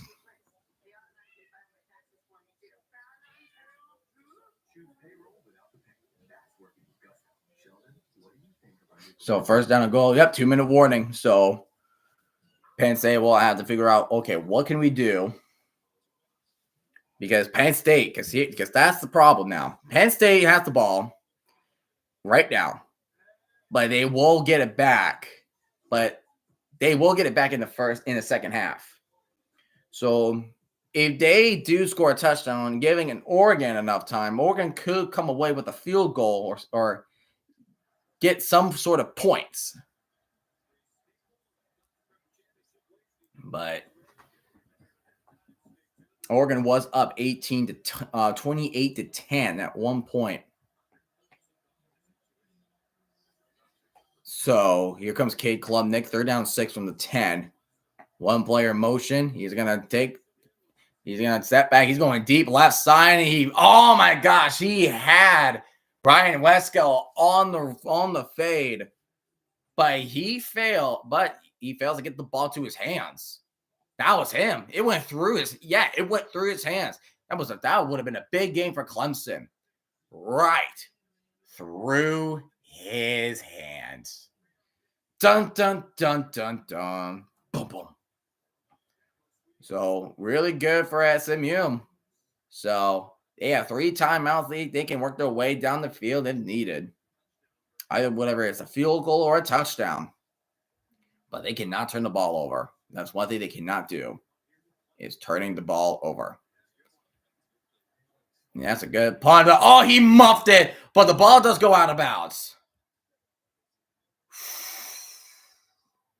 That was a close one. Close one for SMU.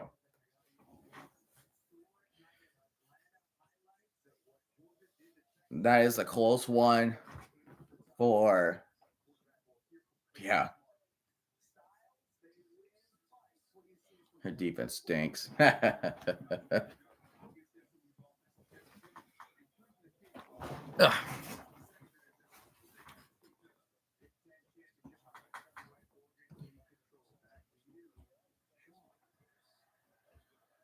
So SMU, first down and 10 from the 41, a minute 47. You have 3 timeouts. Kevin Jennings going to hell backwards, and he's decided to throw it out of bounds.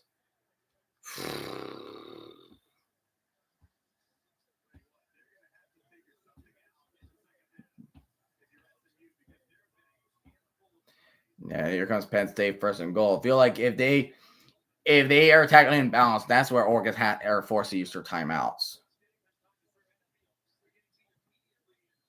Because Oregon has to answer. No matter what, they have to answer.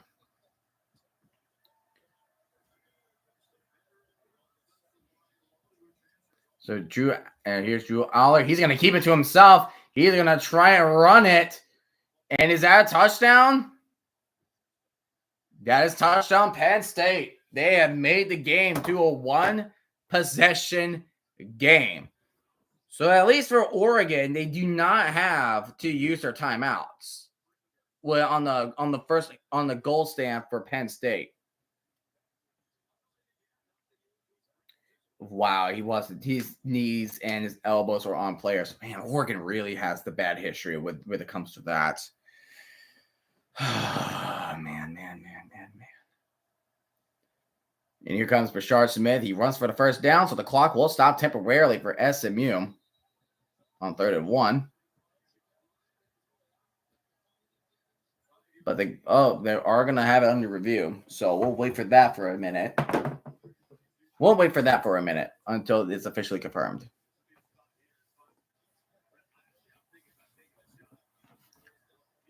First down at 10. With a minute 20, clock winding down. Kevin Jennings dropping back. And he's going to get batted down. And that's almost intercepted from Clemson. From one of the front 7 players.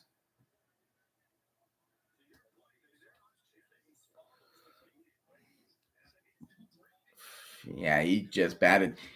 Clemson batted it up in the air. That would have been an amazing interception if he caught that. But alas, it was not meant to be. I still think it's touchdown Penn State.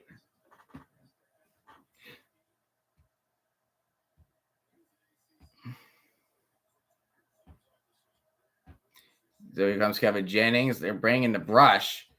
And here's a tiptoe catch at the 40, which will stop the clock with a minute 9-6 remaining. Yep, the call stands. That's touchdown for Penn State. Man. Penn State can't take down they can take down Oregon. They're going to take down Oregon. They will take down Oregon. I know I'm an Oregon fan, and I know the loss is not going to mean much to Oregon, but a bye is at risk. Oh, that's the first down. That's the first down SMU. That's going to temporarily stop the clock. The extra point is good for Penn State. So Penn State scored. They will get the ball in the second half. But before they can start the ball in the second half, they got to hold off they have to hold off Oregon's offense, which they have been doing really well so far. This is the type of game I expected. Oregon got to a really hot start, and Penn State made some really great adjustments And they are right now popping Oregon in the mouth. 14 unanswered points for Penn State. Oh, boy. An eligible player downfield on SMU. That's a yikes. That is indeed a yikes.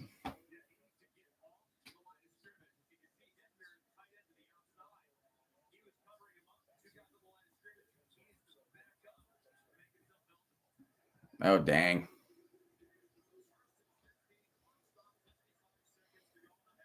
And here comes the kickoff. So, a touchback for Oregon. So, Oregon has a mid-53. Both teams have 3 timeouts. And Kevin Jennings just don't know what he's doing. Like they're going to call a timeout right here. Which they do. I assume. Yep. Touchdown. Timeout SMU. So here comes Oregon. They need to pull off a 2-minute drive. They do have 3 timeouts. Here comes Jordan James. They're going to hand off to Jordan James. And Jordan James is still on his feet. He gets a gain of 7. And Oregon is going to go on tempo. Wow, Big Ten Championship. 52 combined points, tied for most in the first half, which was 2012 Nebraska and Wisconsin. 2nd and 3, Oregon going tempo. Dylan Gabriel, he's going to throw to the middle. He has his man, and that is Tez Johnson working down the sideline, and he will be out of bounds at the 43 in Penn State territory. That will stop the clock at 1:24 seconds. So what a dart and what a catch from Dylan Gabriel to Tez Johnson. Kevin Jennings dropping back on 2nd and 16, throws in the middle. Penn State hits him, knocks the ball out of his hands, incomplete. So SMU is facing a 3rd and 16 on their offense before they go to halftime. Jordan James still on his feet. He will get the first down as he runs out of bounds. 1 minute and 18 seconds remaining. And Oregon still has 3 timeouts. And that is just a missed tackle for Penn State right there. That's a missed tackle right there from Penn State. Kevin Jennings will snap the ball. He's going to drop back. He's going to throw a miss zone to the left sideline. Hits the receiver in the hands, but cannot come down with it. So it is 4th and 16. And here's the first down run. And it was 2nd and 1, actually. But Jordan James got it in. The clock will stop temporarily. SMU, what is happening? Stay tuned. I'm going to tell you that once both of these games are going to be in halftime, okay? Stay tuned for that. I will give you a rundown of what in the absolute hell is happening. So 1:04 seconds winding down for Oregon. And the clock is still running down.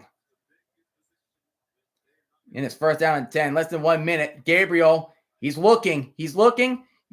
And he tries to find Trayshawn Holden, but the ball falls incomplete. Oh, so SMU cannot take a knee because the ball's at the 1. The ball is at the 1. So maybe a potential safety? I don't know. Who knows? But 2nd down and 10 for Oregon from the 30. Looking at their sideline for an audible. They're looking for an audible. Play clock running down to 10 seconds. Evan Stewart in motion. Gabriel dropping back, facing pressure. He's running away to the right sideline. He's going to run it. He does get the first down mark, and he will slide to 17. That will stop the clock temporarily with 43 seconds remaining. What a run from Dylan Gabriel. He evades a sack, and he finds a large patch of green grass. And Penn State is going to take a timeout. So Penn State will take a timeout. And wow, so Clemson did not go anywhere with the QB huddle. So SMU is going to take a second timeout to see if they can really force a safety on the Clemson.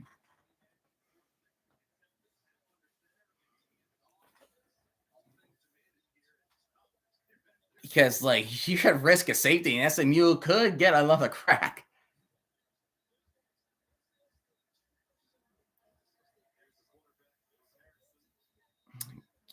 Those 3 touchdowns happened in 1 quarter. That's insane. That was insane. That happened in 1 quarter. Like SMU just had a really sloppy start. But here's Oregon with 40 seconds remaining. Okay, so they say he started sliding at the 19. Okay, but that's still a first down for the Ducks. It was still a first down to the Ducks. Ooh, I see Cade Klubnik has a bandage on his hand. Terrence Ferguson in motion. Dylan Gabriel in shotgun. He's going to hand it off to James, and James will not go anywhere. And I assume Oregon's going to call a timeout right here because they need to score.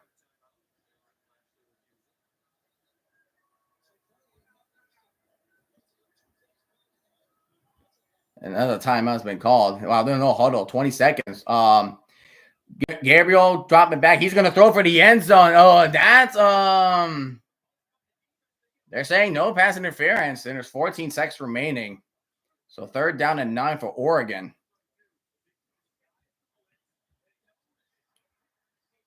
Yeah, the receiver ran out of bounds, and yeah, that was Trayshawn Holden looking for the penalty. So here's 3rd and 9. Oregon needs to get to the 9, but more than likely they really need to find a touchdown. But another timeout has been called from Penn State.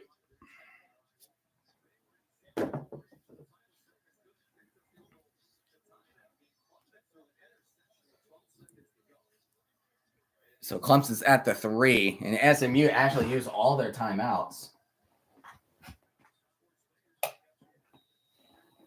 And he does run, and he does get the run into the line of scrimmage. So we're at halftime in Charlotte.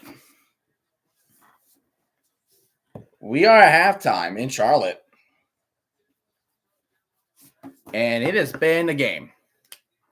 But in order to talk about what happened in that game, we need to talk about we need to finish up the first half between Oregon and Penn State. Oh, man. So here comes 3rd down and 9. He's huddling. There's 10 seconds remaining. Looks like Penn State is going to bring in the blitz. They do not want Dylan Gabriel to have a lot of time. So Oregon's going to call a timeout. Because they know, like, they're going to bring in the pressure. Dan Lanning and the offense got to figure out, okay, what are we going to expect with with Penn State? They already had the look. They already had the look of being it like a blitz,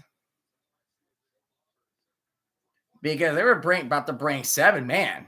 They're about to bring a 7-man blitz on the field. And then we are now officially in halftime at Charlotte. So the Big Ten Championship is what we got so far, but only 14 seconds remaining. So both games will go into halftime.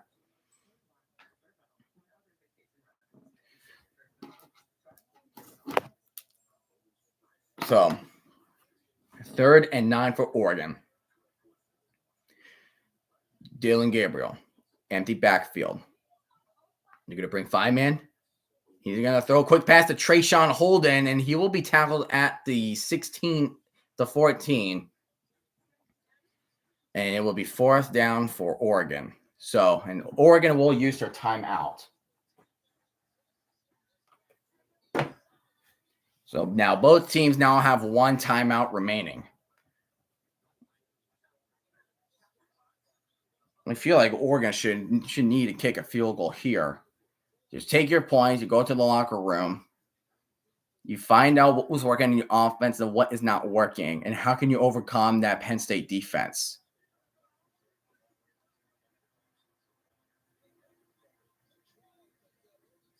But knowing Dan Lanning, I know he's going to do something wacky. He will do something wacky. So Atticus Sappington is going to try a 32-yarder.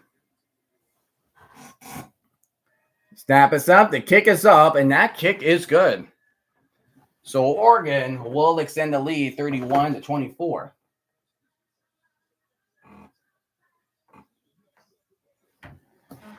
Whew, boy. 7 seconds remaining. This has been a fireworks show here in the Big Ten Championship. Penn State and Oregon. Wowie zowie. Wowie zowie.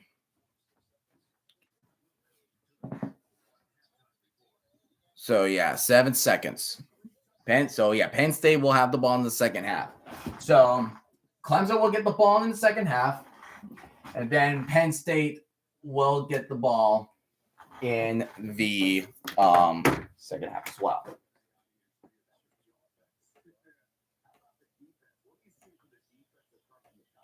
There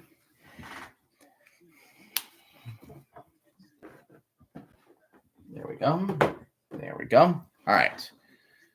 So Oregon will be the kickoff. I'm wondering if they're going to do like some type of squib kick. I wonder if that is what he's going to do. He's probably going to do a squib kick. Now they're going to kick it right into the end zone. That will result in a touchback. But 31-24. Penn State really did some work.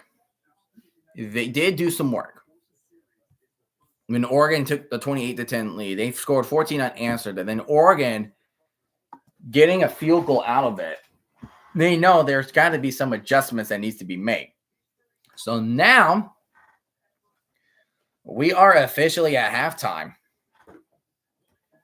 We are officially at halftime in Indianapolis. So now both games are now in halftime. All right. Anthony, you're still in the chat, right? All right. So let me break it down for you, SMU. All right. Let me break this down what happened. So SMU had the ball first in the first half. They were driving down the field. They were doing fine. But then a strip fumble happened. And then, for some reason, Brian Wesco Jr. of Clemson was wide open. And that resulted in the touchdown. Then SMU got the ball back. And then they went 3 and out. Clemson got it. And they scored another touchdown. Then SMU did score a touchdown, make it 14-7.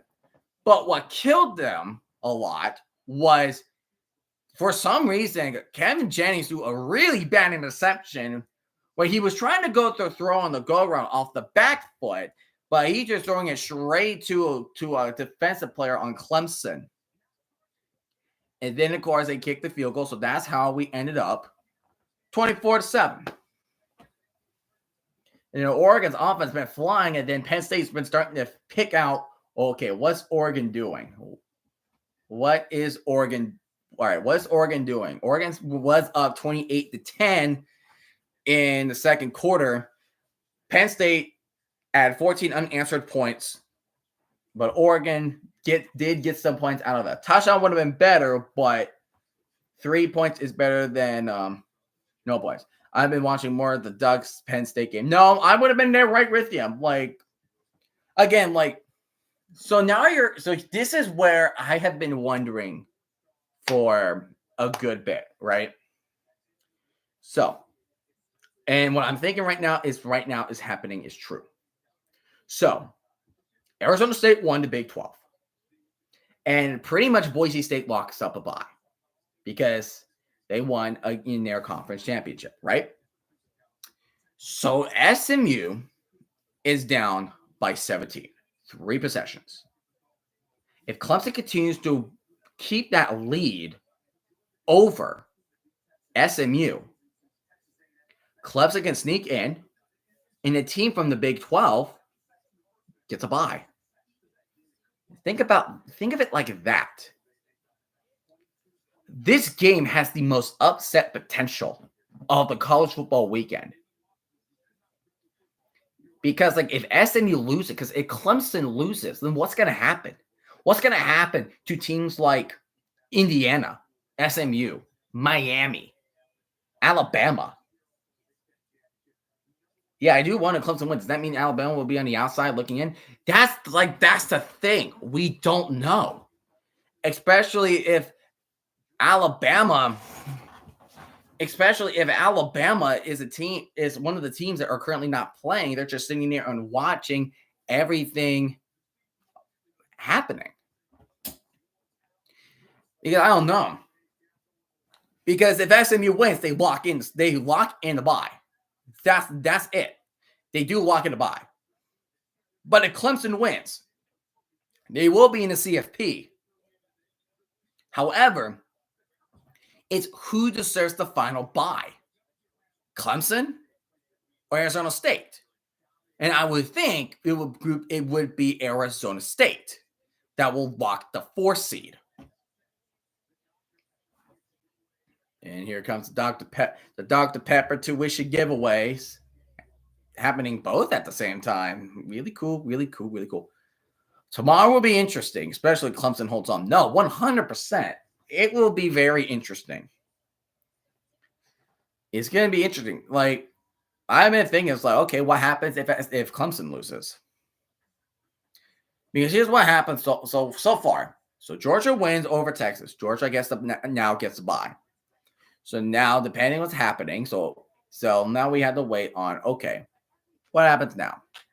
What happens now? So of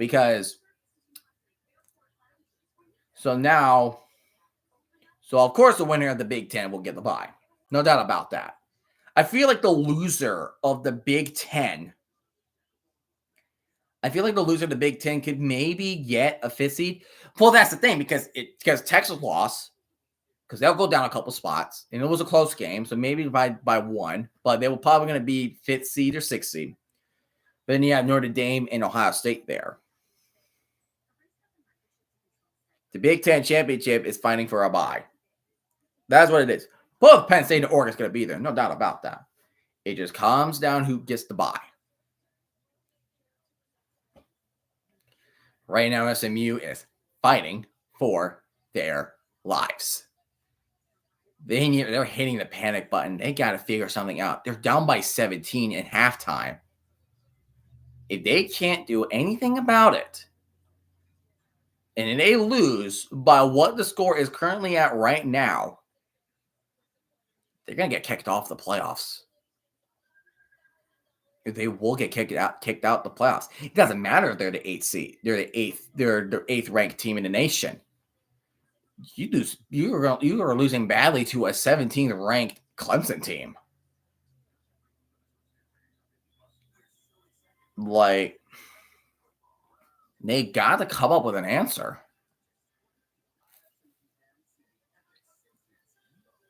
So,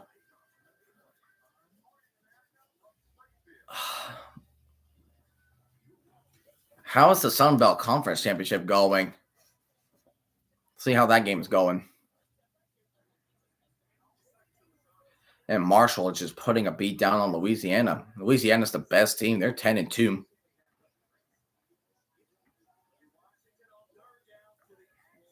And Louisiana's run is just stuffed. But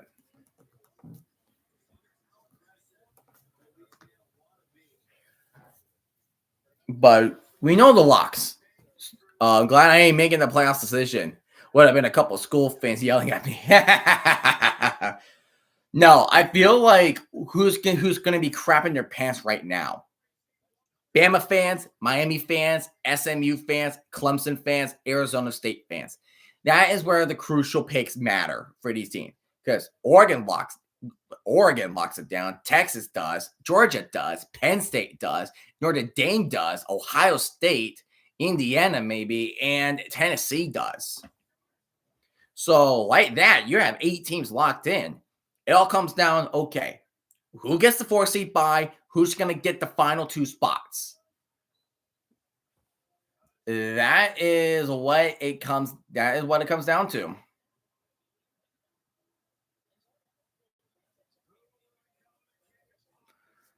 And they're doing another Dr. Pepper tuition giveaway in Charlotte. Oh God, Will Levis has his mayonnaise commercial. Oh Oh my gosh, that is hilarious. That would have been funny if he put it like on his. It would have been hilarious if he put that thing in his coffee. And the Coca-Cola commercial used AI. Are you serious? They used AI? Unbelievable. We're gonna pretty much we're gonna use everything with AI. Everything will be used with AI. Unfreaking believable. That's funny. They're using AI to use commercials. What world are we living in now, folks? What world are we living in? Come on. Man, I can't believe I did 2 streams today. I did not expect to do 2 streams today.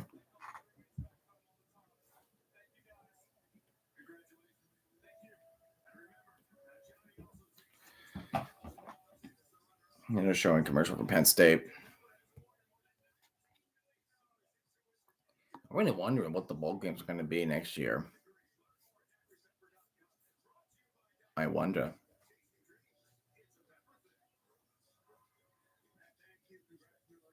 Let's see.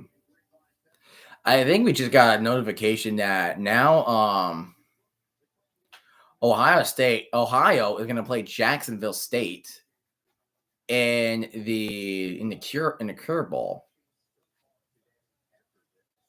Man,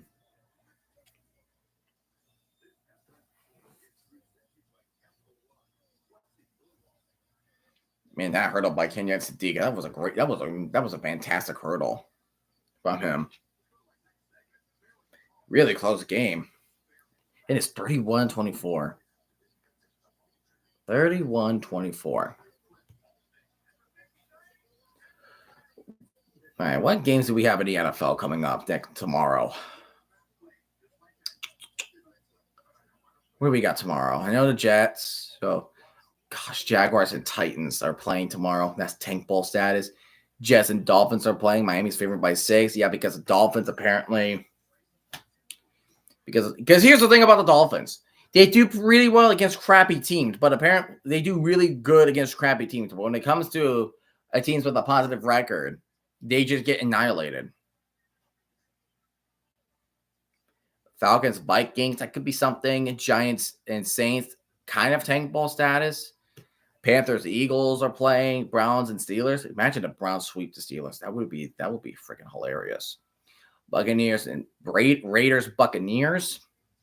And yeah, Seahawks, Cardinals. Pretty much the winner of Seahawks, Cardinals will lock the lead for the the NFC West. Bills, Rams are playing. Bears, 49ers, Chiefs, and Chargers, Chiefs, and Bengals, Cowboys.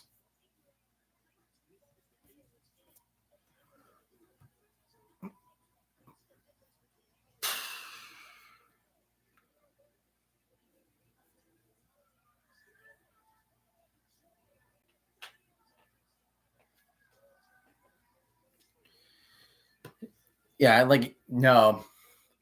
I feel like regardless how many times,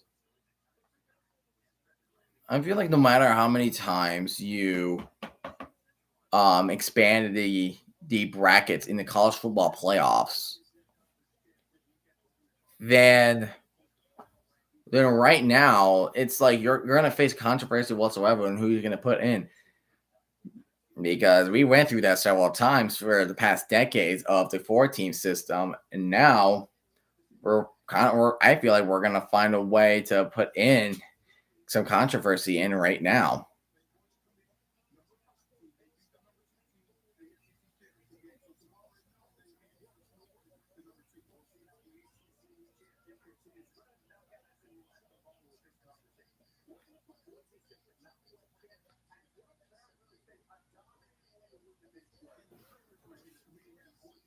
I feel like because as of right now, like what's up I feel like what happens between the Big Ten championship, they're gonna get the 1 seed. They will have the 1 seed.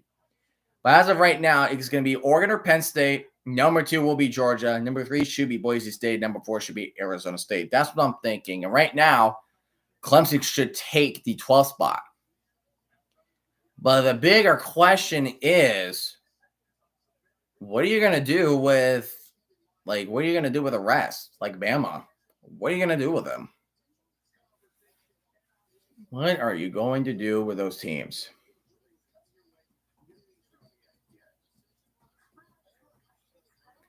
What are you going to do? Because that is up in the air. That is up in the air.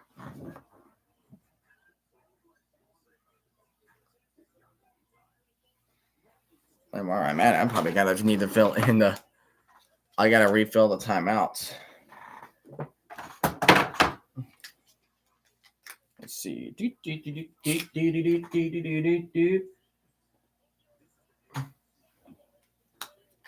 Penn State will get the ball second half. Dan Lane is going to try to hype up his team. Same with James Franklin. Again, the second half of this game for Oregon, this is where I fear Penn State the most. Because Penn State knows how to make second half adjustments. That is where I worry the most.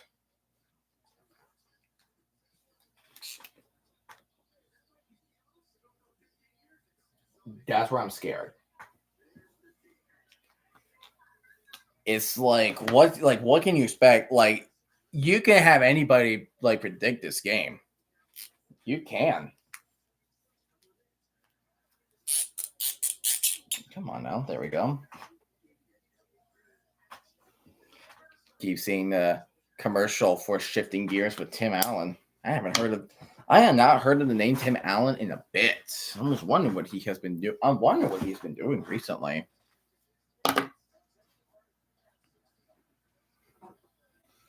Yeah, I wonder what he's been doing recently.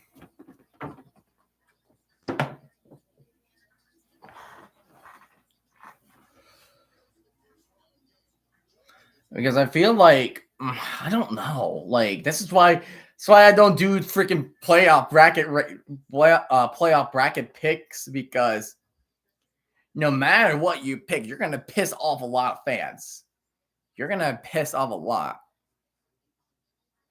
I remember this meme when Alabama was in at when Alabama got into the playoffs before Boise State, before Florida State.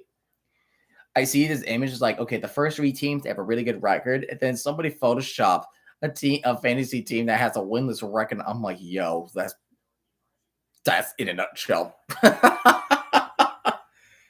It was crazy at the time that Alabama's in over undefeated Florida State. That blows my mind. It does. It did blow my mind. Hold on. There we go. I'm better now.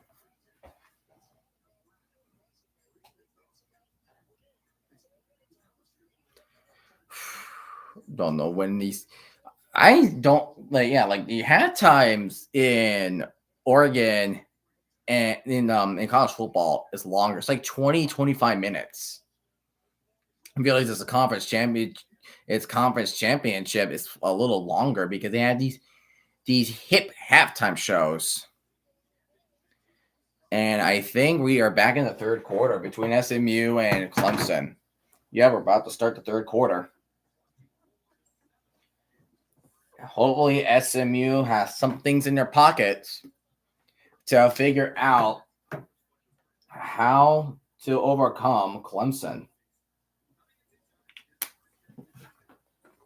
So Clemson will have the ball to start the second half of the game. Look at that. First half scoring margin, -17 tonight. Sheepers. And they were plus 169 for the season. SMU just got to take a much better care with the ball. That's what it comes down to.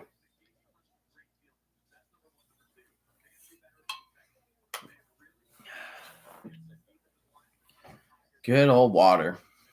I will need that for sure. Everybody is going to scream.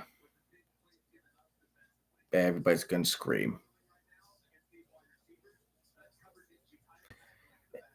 Just get your French fries, get your popcorn. Make sure you get your salt packets with you, because you're going to get a lot of salty fans. All right. SMU is preparing to kick off to Clemson.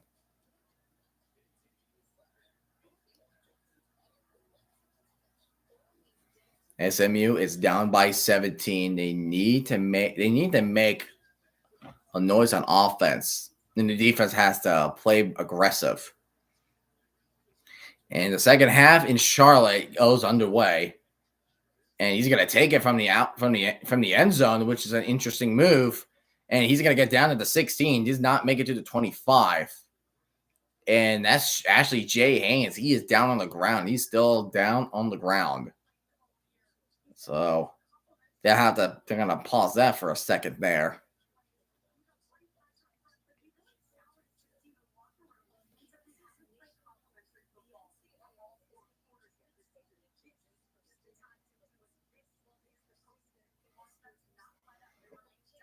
Excuse me. And Jay Haynes, running back, that was the one that was returning the kickoff, is on the ground hurt. I think it must have landed wrong. Oh, goodness. Oh, gosh. There's a SMU player just hits him in the knee with his shoulder. Oh, gosh. Oh, dear goodness. That was not a good hit. Oh, gosh. That was bad. Don't ever show that again. Don't ever show that again. That was horrible. That was a bad injury right there. And they're stepping aside of a commercial break. That's definitely not how you want to start not an ideal start for the second half for Clemson. Jamal Haynes with that. Oh my gosh, that leg does not need to. Oh gosh.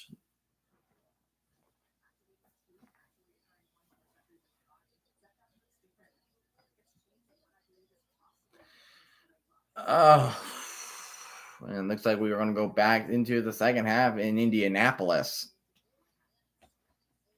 Great game. That's a great game. I think they still have a few more minutes left until the second half starts, because it did take several minutes later to let Penn State and Oregon end the half. It did take a good amount of that time.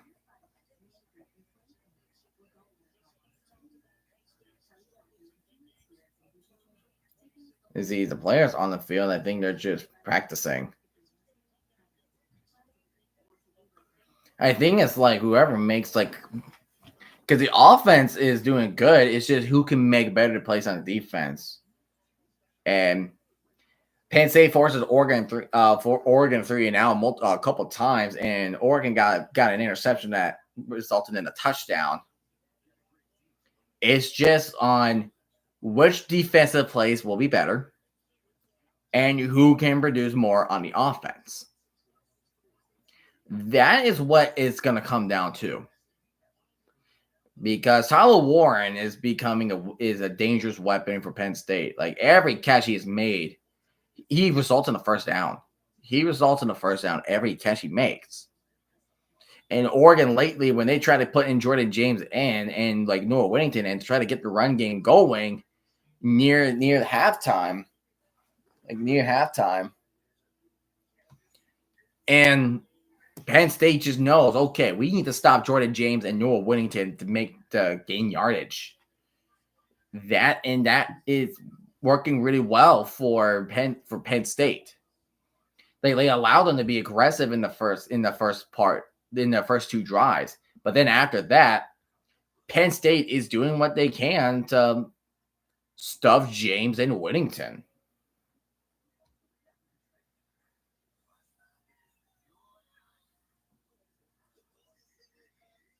Mufasa. And Jay Haynes is walking with assistance, a freshman from Roanoke, Alabama. So Alabama so Clemson will have their drive at their own 16. So Phil Maffa, we're going to get a lot of running back carries. He is a start running back, but Jay Haynes has been a backup. So drop it back to Cade Klubnik, and he's going to throw it to the right side. And that's, oh, he dropped that?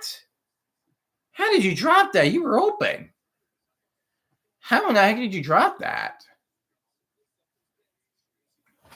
How in the heck did you drop that? How did Cole Turner ever drop that?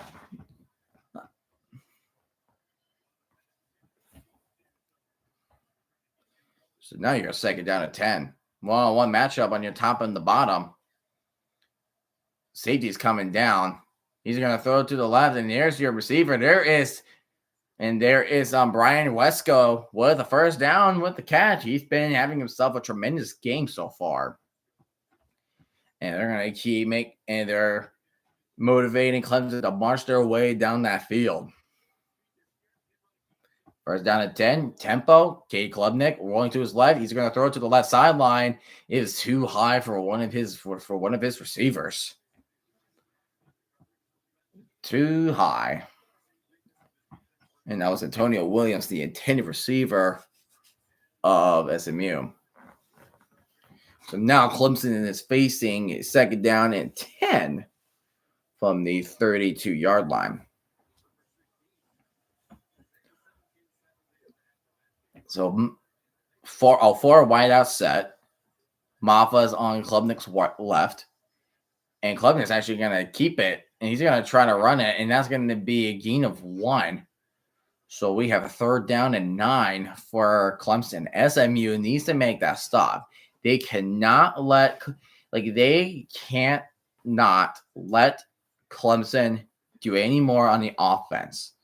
Their defense needs to be at probably perfection in order to at least keep in pace with Clemson. Here we are, third down and 9, 33. Need to get to the 42. Klubnik throws a bullet to the left side. Incomplete. No flags. That means Clemson is going to punt this thing away. So that's a nice defensive stop from SMU.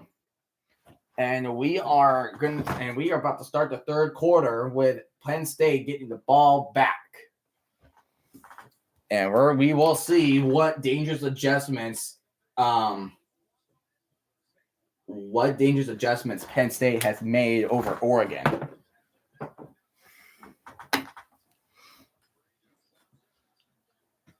So Penn State's going to snap. The punt will be away. And that was almost blocked, too. Holy, my goodness. And they're going to let it roll. It rolls to actually it's going rolling forward. It's actually going to roll to the 26. So SMU will have the ball on their own 26.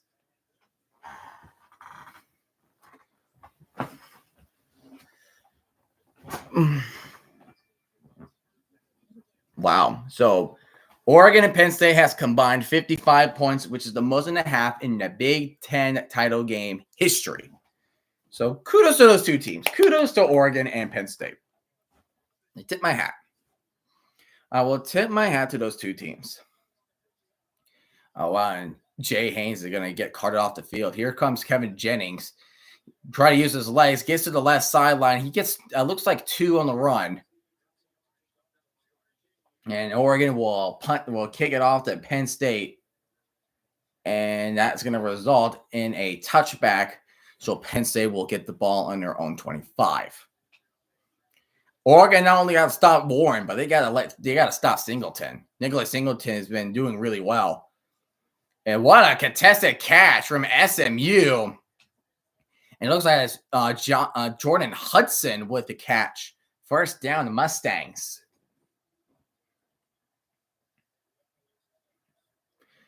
Kevin Jennings is dropping back, and he's going to throw it to the right sideline. He finds Hudson again with a gain of 6. First down to 10. Drew Allen shotgun. He's going to hand it off to Singleton. And Singleton, being a really aggressive runner, will get a gain of 6 on the run. So it will be on second and 4 on the 36 for Penn State. Jennings actually keeps to himself, and he's going to slide, and he gets the first down, and they are now in Clemson territory.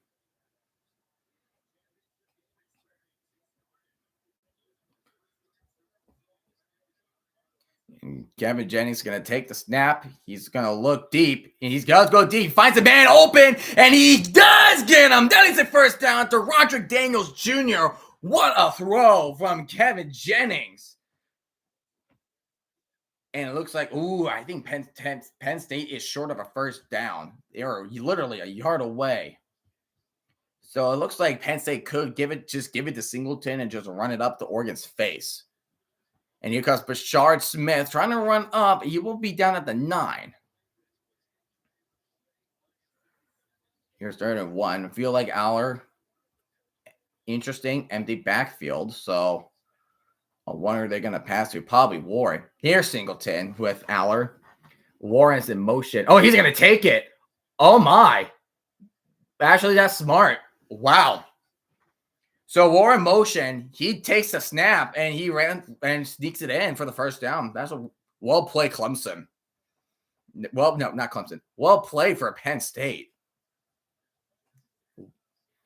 Yeah, 2nd down 7 for Kevin Jennings. He's going to dump it off to Brashard Smith and through to the end zone. And SMU has got a touchdown.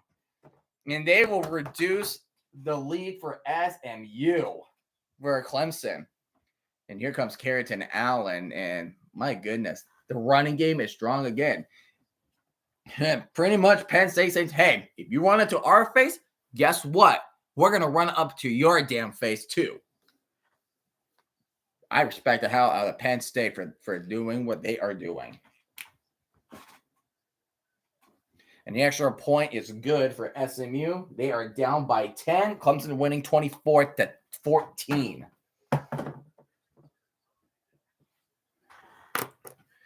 So 2nd down and 2 for Penn State. Amari Evans in motion. He's going to hand it off to Allen, and he gets a first down easily. Like, the run defense is not there for Oregon so far. And throughout the whole regular season, Oregon's performed the weakest in the 3rd quarter. So now I'm even more worried for Oregon. She's like, do you see how physical? Like, look at that. He just ran for 9 or 10 yards. Penn State has much physical runners. The runners is as physical as Oregon. Carrington Allen, Nicholas Singleton, they're physical. It's ridiculous. That is crazy. That is absurd.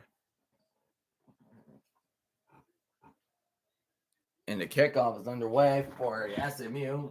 Clemson will need to answer back. Oh, he muffed the snap. Oh, gosh. But it looks like Clemson got it back. Okay, yeah, Clemson got it back. Throwing into the deep left side. Oh, my gosh, Tyler freaking Warren. What an amazing catch. He was double coverage, too. See? Like, they just throw it to him. He's such a big man. Jeez. Tyler Warren is unbelievable. Unfreaking believable.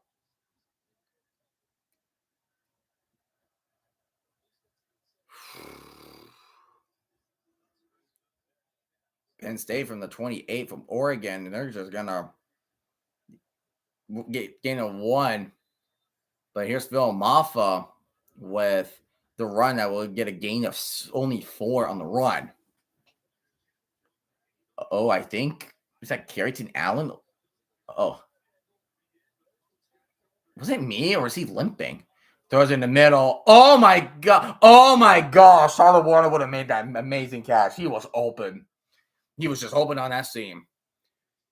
Okay, Clem next throws a batch and he got it completed. First down, Clemson.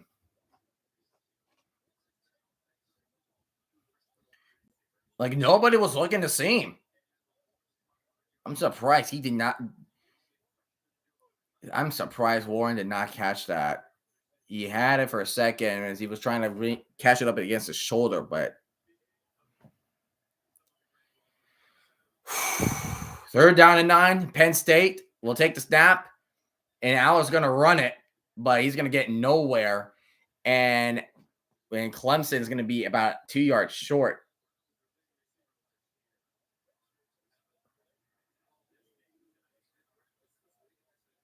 And there's no flag. Wow. I think it's when the referee needs to use their senses about them.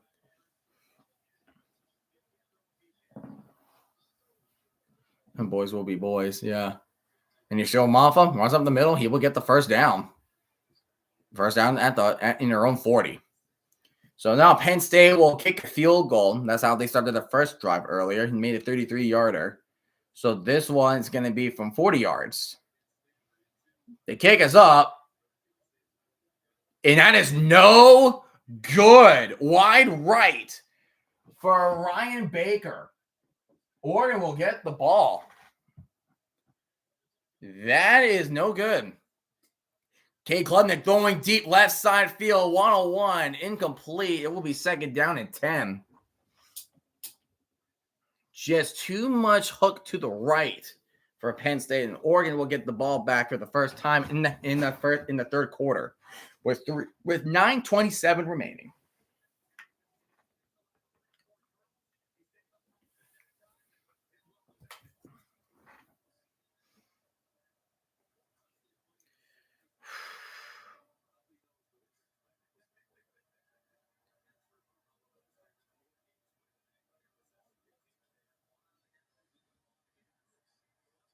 And there's a big catch, and there's Bryant Wesco Jr.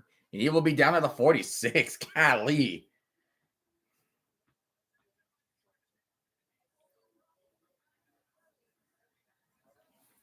Like, these games are insane. Like, I think this is the best. I believe like my commentary is going a little bit, is doing a lot better. The Big Ten, I'm doing my best. At SMU's 46, Cade Klubnik will be in a shotgun formation with Maffa to his left. He's going to play action, and Klubnik is dropping far back. He's going to dump it down to his tight end, and he's going to get tossed around, and Brenningstool is going to get tossed around like a rag doll he is. With 8 minutes remaining in the third quarter. That game has the least amount of time compared to the Big Ten because the ACC championship game did go to halftime first. So right now it is second down to 5. Empty backfield look for Clemson. Maffa's going to is going to be with him. And he's going to hand off. Oh, they're going to do a pop pass, but no gain. That's the loss of 1 for Clemson. Good defensive play. SMU read that play like it's a book. It read it like it was a picture book. They're just like, they pretty much just sat there and did this. They were like, okay. So he's coming this way. Okay, so we need to follow him. And that's Carrington Allen getting to the medical tent, and that is not good. Because he's a good 1-2 punch. Oh, I think he got rolled on his ankle. Oh, I hate getting rolled on ankles. Yeah, that's what I figured. I was like, I knew he was Olympic somewhere. And Cade Klubnik getting sworn. He was surrounded by Mustangs. What a sack from SMU. And that's going to force a punt from Clemson. He goes first down at 10. Heading off to James. James with the run. Goes to the left sideline. He gets the first down. He'll be out at the 35. What a run from Jordan James. And there's SMU. They got to score one more time, either a field goal or a touchdown. We have a one-possession games in our hands.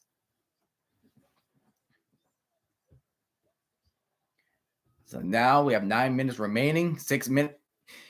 Clemson will punt off. Dylan Gabriel. Oh, that would have been bad. It was tipped, but almost picked off by Penn State. So SMU will get the ball back. Hopefully to gain more points out of it. Tess Johnston, that should have catched that, buddy. But at least the good news that the ball was going forward and not a fumble. So second down to 10 from the 34. Empty backfield look for Dylan Gabriel. Kenya said Sadiq is in motion. Dylan Gabriel's drop it back. He's going to roll to his left, and he's going to throw a dart, and he finds his man, but he lost the ball, but he's already down. He was already down. That was the Trayshawn Holden with the catch, and that's going to be a first down. Yeah, for a second, I was like, there's no way he fumbled that. I think he was already down. He was already down.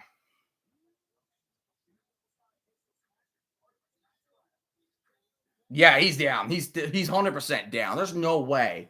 There was no way in hell that was a fumble for Oregon. So now Oregon has it at Penn State's 49-yard line. Going to do a screen to Tez Johnson, and he's going to be down he's going to gain 1 yard. So it'll be second down and 9 for Oregon.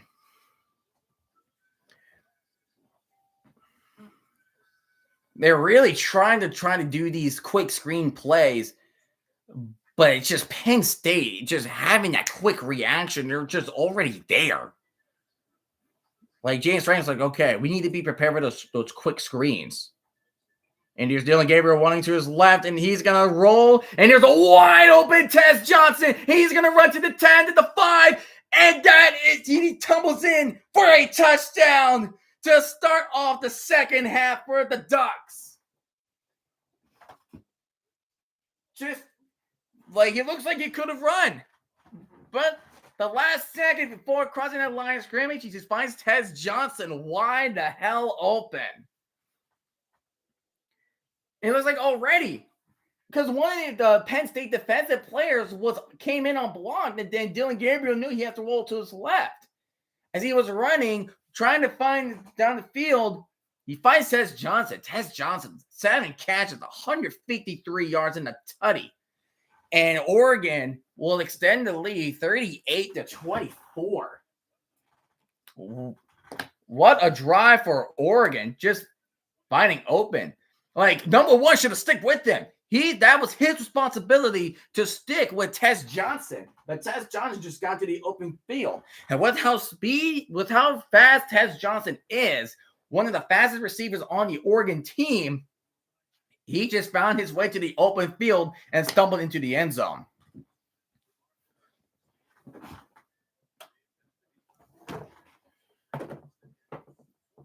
That was just a quick response to Oregon. Oregon always tried to go fast. That is what Oregon is mainly known for. James Franklin can do that too.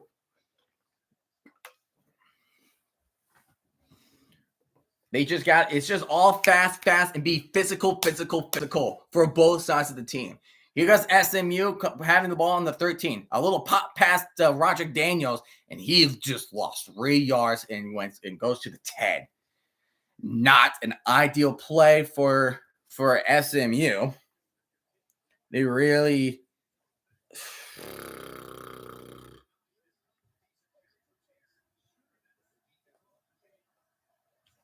not ideal. Kevin Jennings, he voiced a sack. He's rolling to his left, and he's looking to find the pass. He will throw it away, and that will be incomplete.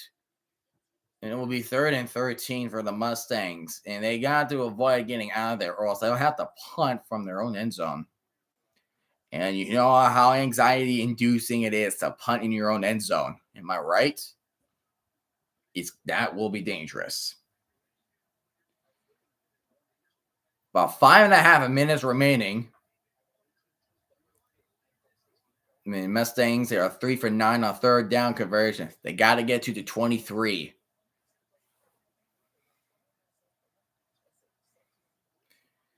And Kevin Jennings takes a snap, and he's going to throw a dart to the middle, and that is incomplete. And Clemson forced a 3-and-out onto SMU. So, good job on the defense, but now you got to work on offense. Could have been a catch.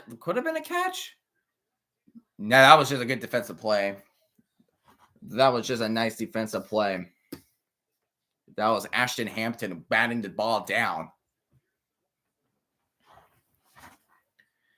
SMU punting it from their own end zone. Here's a fair catch, and they're going to get it from their own 43. I forgot what they Forgot what day it is. It's 43 when the Krusty Krab was open for 24 hours, making the customers making SpongeBob and Squidward going back crapping crazy. But yeah, they're showing the replay. I just feel like if number one was able to save with Tess Johnson, because like right there, he just stood there. He just did not see him. And then number 76, he just went for the wrong guy. And Dylan Gabriel, with his instincts, he just knew, oh shoot, I gotta run this thing. And then that happened. That was nothing on 11's fault. He did what he did. Just Dylan Gabriel just had a good instincts, a good reaction. Here's Drew Allen dropping back, and he has to throw it quickly to Nicholas Singleton. He looks like he does get the first down. No Carrington Allen, no problem. No problem.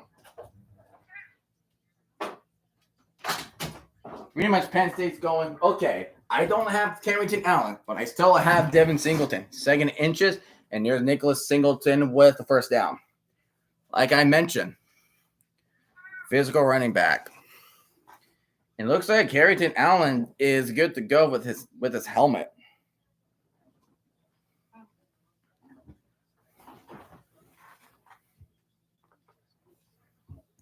So right now it is first down at 10.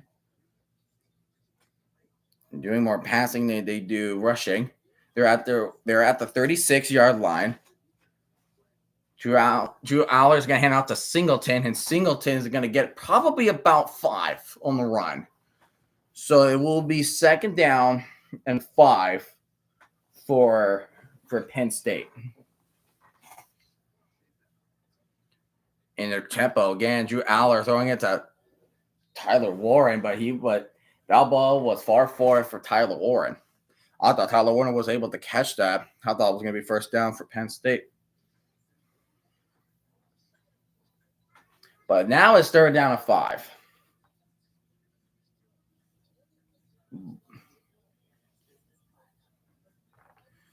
So third down and 5 from the 42. They need to make it to the 47-yard line. Or 46. So Aller in shotgun. Warren in motion. So you might be. And he throws a good. That's the pressure. That's the fourth down and 5 now for Penn State. But the pressure was right there. Oregon is not getting sacks. But when they were getting pressure. But Oregon was getting pressure. And I believe the one that was near him on the screen, that was T-Tem Tuioti. Like, they're just getting to his face. Why are they faking it? I feel like I'm going to fake it. Nope, they got it. Okay. It looked off because it was slanted to their left. Should have just let that go out of bounds, bro. Okay. But Oregon does get the ball back. Oregon does get it back. So, Cade Klubnik, are you going to do anything on the offense on first and 10? Play action. There's a almost intercepted for Clemson. Almost interception for SMU.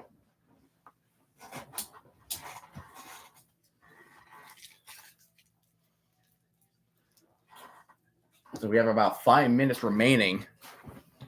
5 minutes and 13 seconds in Charlotte. We're on a commercial break for the Big Ten championship game. So we are now at second down and 10.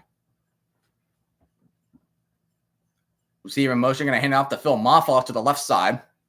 But Phil Maffa is going to get about 1 yard. So we'll be third down and 9 from the 43. So SMU, once again, at a point where they got to stop Clemson on the crucial third down conversion. Clock is taken down to under 5 minutes until the fourth quarter. So Clemson is going to break from the huddle. And it could look like they could bring some pressure. Probably 5. They are bringing 5. And there's a man in the middle. He gets to the 40, 35, 30, 25. He would be down at the 24. And that was Mario Williams. But hang on, folks. There is a flag on the play that could maybe bring it back. Could bring it back.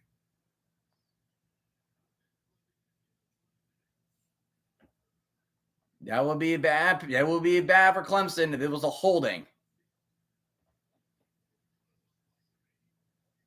Dabo Sweeney is furious over something.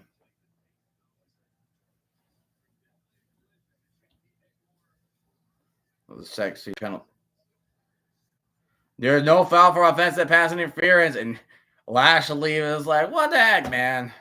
It was like, "What the hell, man?" It was pretty much already there. All right, hold on. Yeah, he got ran into. Like SMU ran into number one. That's not offensive pass interference. Like if you're running a pick play like that, fine. That's a pass interference. But he was running his route and he just ran into him. That's not his fault. Cade Klubnik is going to throw it and he finds his man. That's a first down for Clemson at the 15. Oregon coming from 3rd and 9. He's going to throw it to Tez Johnson here. He's using his legs. He does get a gain of 9, which draws some breathing room for Oregon. It'll be probably 2nd down and 1 for Oregon. And Clemson with the 1st and 10 from the 15. You're going to hand it off to Phil Maffa. He's going to roll up the middle, and he's going to get a gain about 4, so it will be 2nd down and 6 for the Tigers.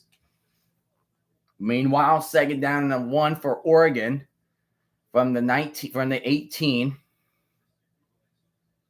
And Oregon's going to hand it off to James. No, that's Noah Whittington, and what a big run from Noah Whittington. That is a first down, and he will be stopped at the 33, which is a run up the middle.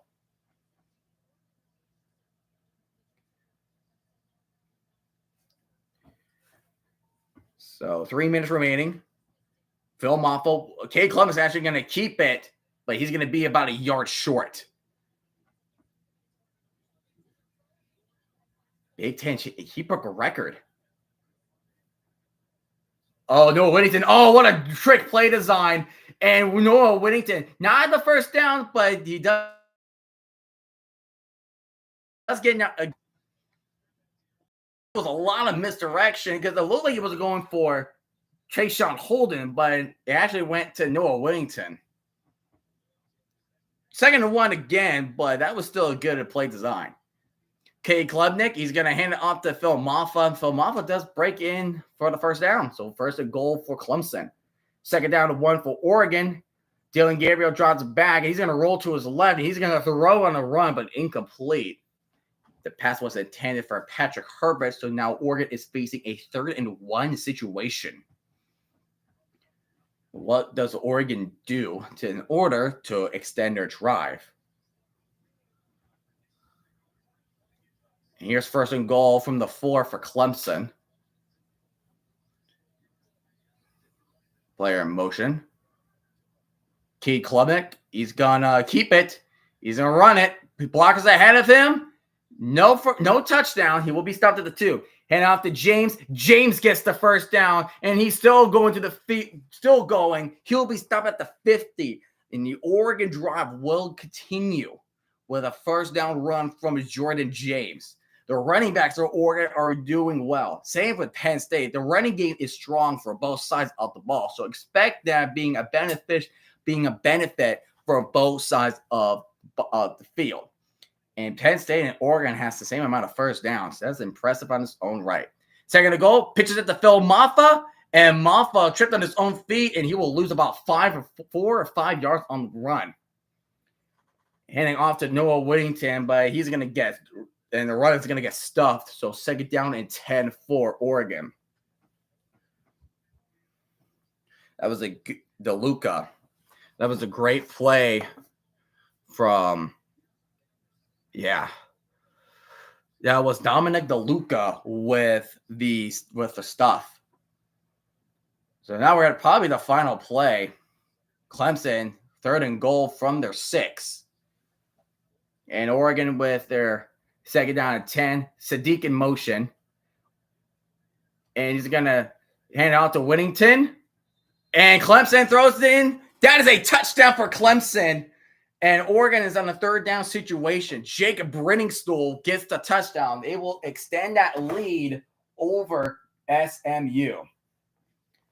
And the clock is winding down. It is winding down every second for Clemson, for SMU to try and answer. So 3rd and 4, empty backfield look for Dylan Gabriel. Oh, it looked like he jumped. He jumped. And 3rd and 4, Gabriel, he's going to look to Whittington. He's going to try to work it to the right sideline, but he will get no gain. And it looks like Oregon's offense is still on the field. Well, I guess knowing Dan Lanning, that's what he does on religiously.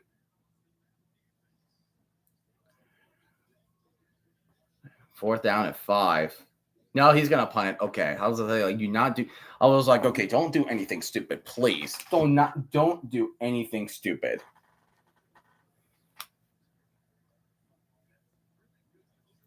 And Oregon will punt it away. It's gonna give it a small bounce. And beautiful punt right at the 2. Penn State will start at the 2. What a perfect punt for Oregon. That was beautiful. But we're not going to get a safety because, the physical running attack from Penn State. It's going to be there. They will not get a safety. But what a punt from Dune. That was an awesome punt.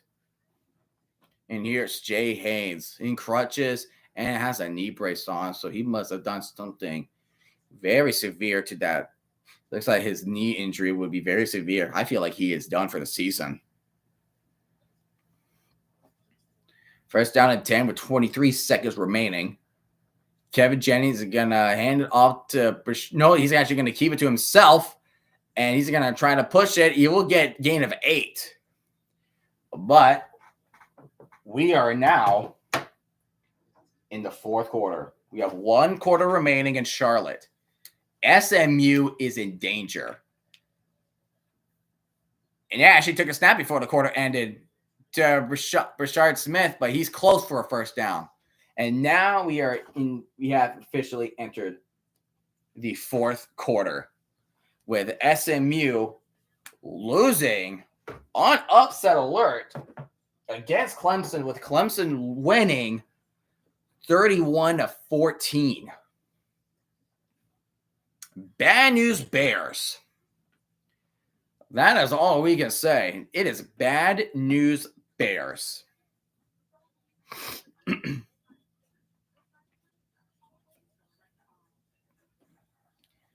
It is bad news Bears for SMU. You're down by 17 and you just entered the 4th quarter. What are you going to do? What can you do? The question is, I don't know.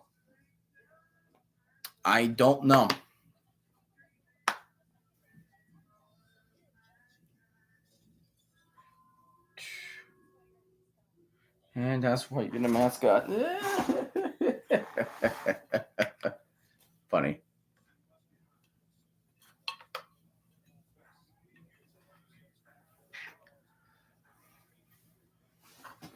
Lucas Oil Stadium does look nice.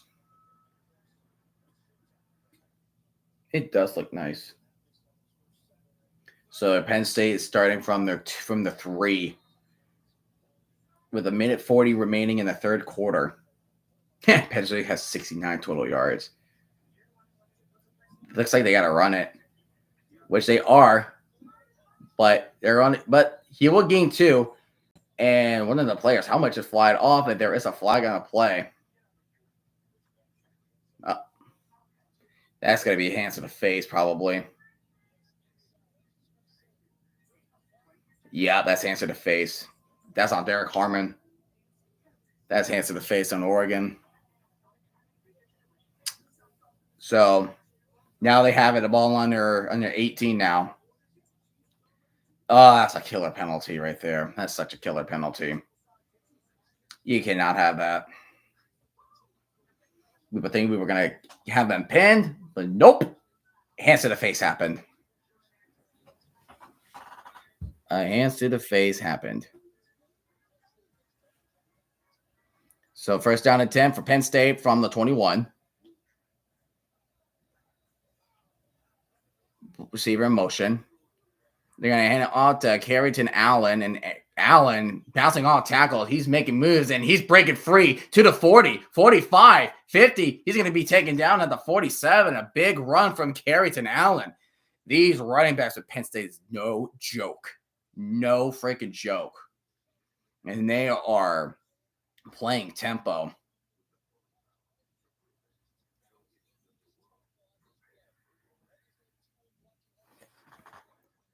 And then here's another run, but he's going to get Allen's going to get a gain of 2. So we might maybe get one more play before the third quarter ends, but we are not absolutely sure. But that run from Carrington Allen, that was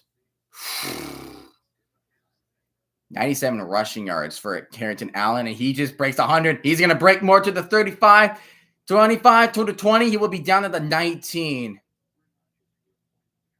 He is just roughing and toughing up this Oregon run defense. Holy crap. And we're at the end of the third quarter in Indianapolis. Not over yet. Not over yet. It looks like Carrington Allen's gassed up. He's like squatting down. But this is it. We are in the fourth quarter now. Anything can happen. Kevin Jennings going to pump fake, and he's going to dump it off to his man, to Roderick Daniels Jr. He does get the first down and step out of bounds, but there is a flag on the play.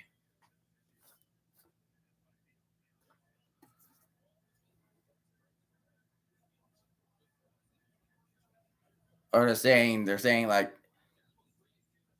the pass was touched behind the line of scrimmage of the scrimmage. Wow, Clemson does not have a single penalty. Wow, no penalties? So now it's first down to 10 from the 48 of SMU. SMU hands it off. They're going to pitch it back. They're going to pitch it right back to Kevin Jennings. He's going to throw deep right sideline. Finds a wide open man, and he will be down at the 22. SMU really trying to answer right here. Try to reduce the game.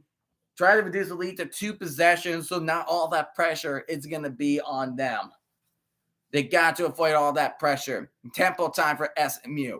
Kevin Jennings takes the pass. He's going for the end zone, and that will be incomplete. And we'll be second down to 10 for SMU.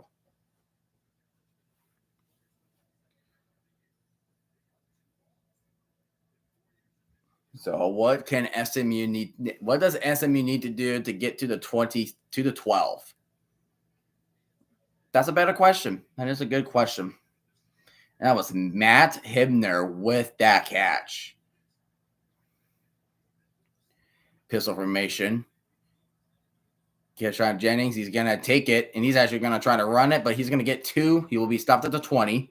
So it'll be third down and 8 for Ken Jennings. And I feel like if you do not make this, I mean, it will be 13. It will be 31-17. It will be 2 possessions. But I feel like if it's short, maybe go for it. But I don't know what you will do if you are Rhett Lashley in this situation. Jennings, he's going to do a pass to the outside, and he finds Matthew Hibner. That is touchdown for the Mustangs, and they have reduced the lead by 2 possessions now. Not done yet. That is the key word for tonight. For these two games. Not done yet.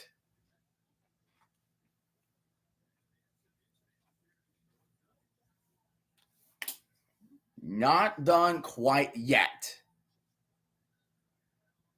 And the PAT is good, so SMU is down by 10. So Oregon and Penn State is a 14-point game. Clemson and SMU is a 10-point game. They are far from over. Wow, he was close to bat that down. Holy man, that was close. But here we go. Start of the fourth quarter from the 19 for Penn State. And the backup quarterback's in, and he's going to run into the end zone. Does he get the touchdown? No, he's going to call him short, about around the 1 or the 2 yard line. He was close, but oh my goodness.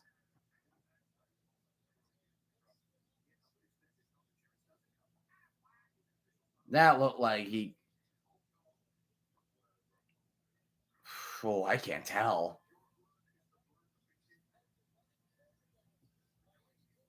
I can't tell. But they're going to sneak it in. Nope. They're actually going to review it. They will review it.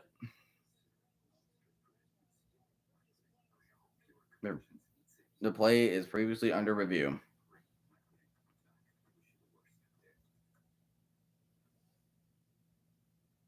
I just can't tell.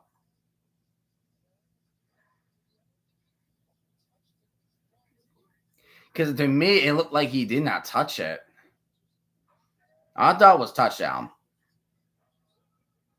Because he didn't touch out of bounds to me.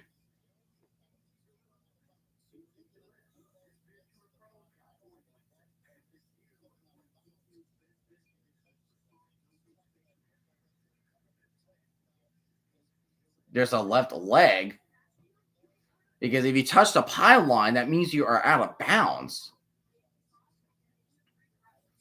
I really feel like you're probably a yard short. Because I feel like where he touched it, he's probably touched the plane.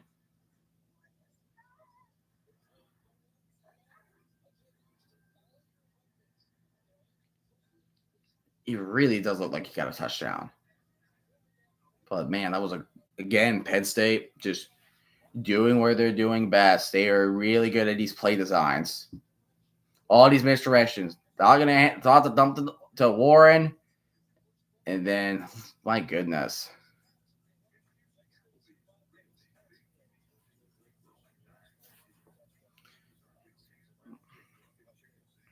Oh, wow, that's the backup quarterback. Right here's the call.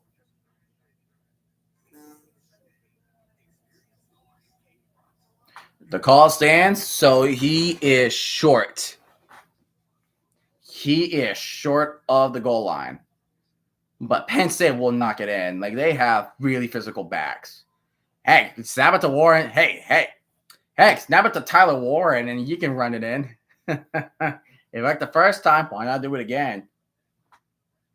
Here we go. Under center. They're going to hand it off to Singleton. Yep. Touchdown. Nicholas Singleton. We are back to a one-possession game in Indianapolis.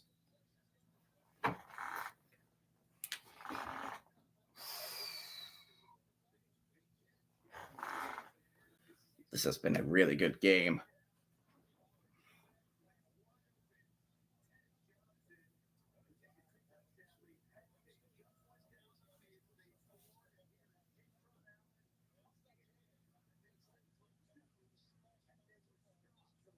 They went for 2?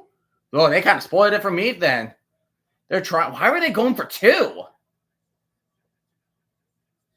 Oh, they're trying to do this Philly special. Oh my gosh. So Penn State, the Clemson game kind of spoiled it for me. They tried to go for 2 and failed.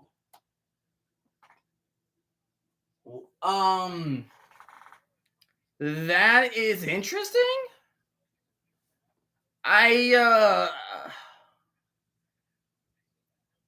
what were they trying to do with that?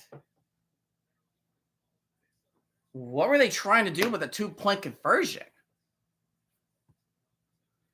Cade Klubnik dropping back. He's going to throw it. Oh, bad up. Oh, that was almost picked off.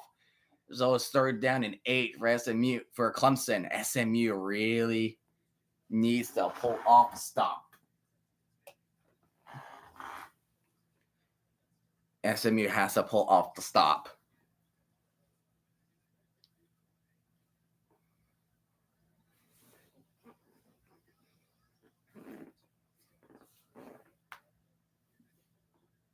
The hands to the face. Yeah, and that set up the drive. And Cade Klubnik drop it back, and he's going to get... Oh, that's a face mask. Throw the flag, please. That has to be a face mask. He was grabbed by the face mask. Where's the face mask for Clemson? They missed the face mask. What? They missed a face mask. How did you miss that? How did you miss a face mask? What?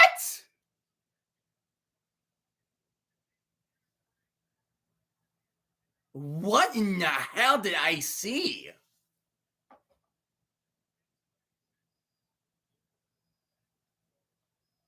Oregon, here it comes. They're going to...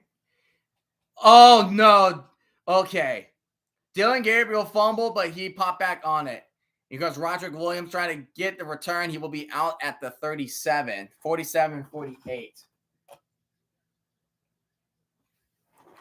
But that face mask, that was a blown face mask.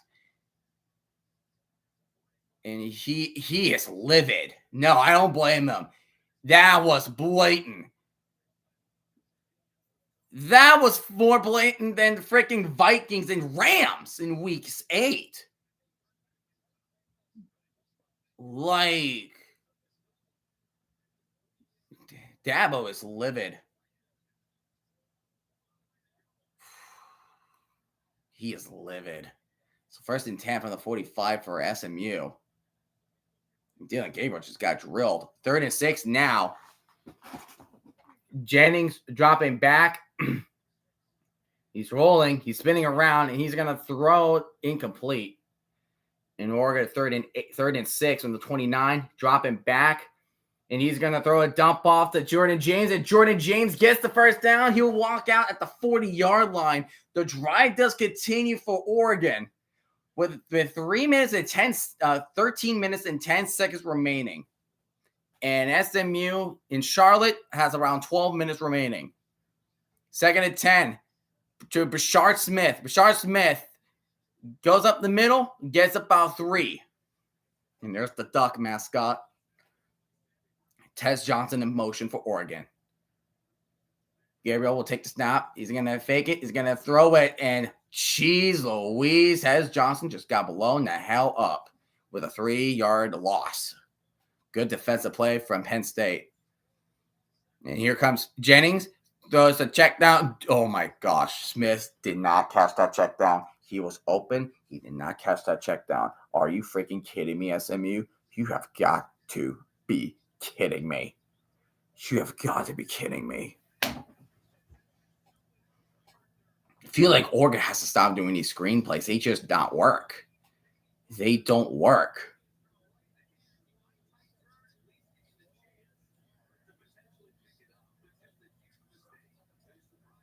And here comes Oregon. Dylan Gabriel, he's gonna try to run it, but he will get about 3. Not terrible, but how was that? Is that a shank? What the heck was that punt? But that punt will result in a touchback for Clemson, so Clemson will have that in their 20.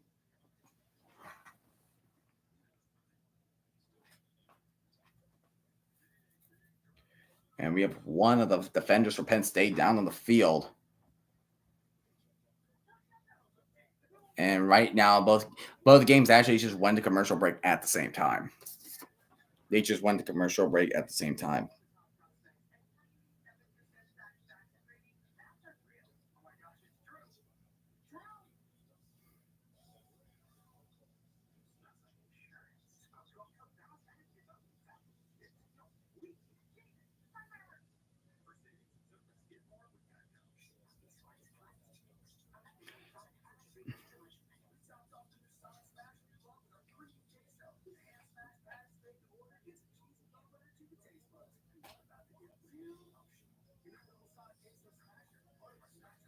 Yeah, even Jack Green and I was confused. I'm like, why?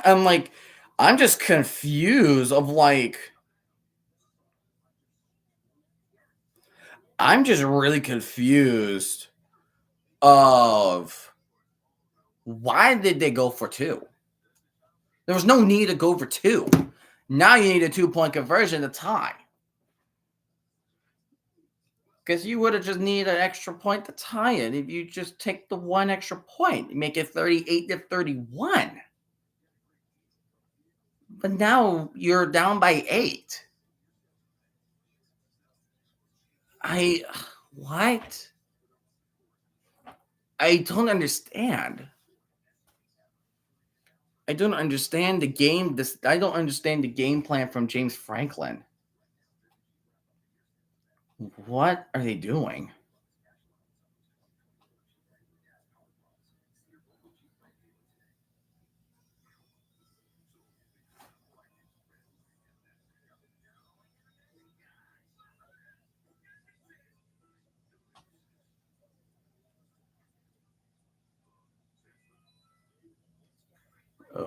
Santa?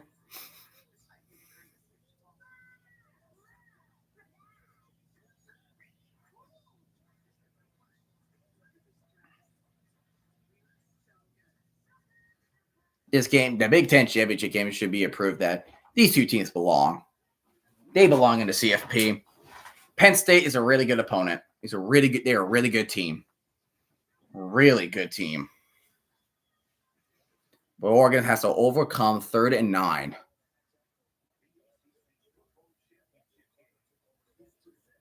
Oh, he just got rolled up. Oh my goodness.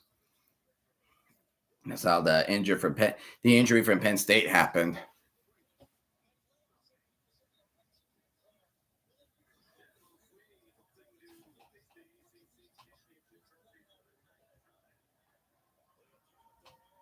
So 3rd down and 9, empty backfield for Dylan Gabriel. Dropping back, and he's going to throw on the run. He finds his man. That is Tez Johnson to the 42. First down, Oregon. Tez Johnson, who has broken the most receiving yards in the Big Ten title game, keeps doing work. He has been doing freaking work.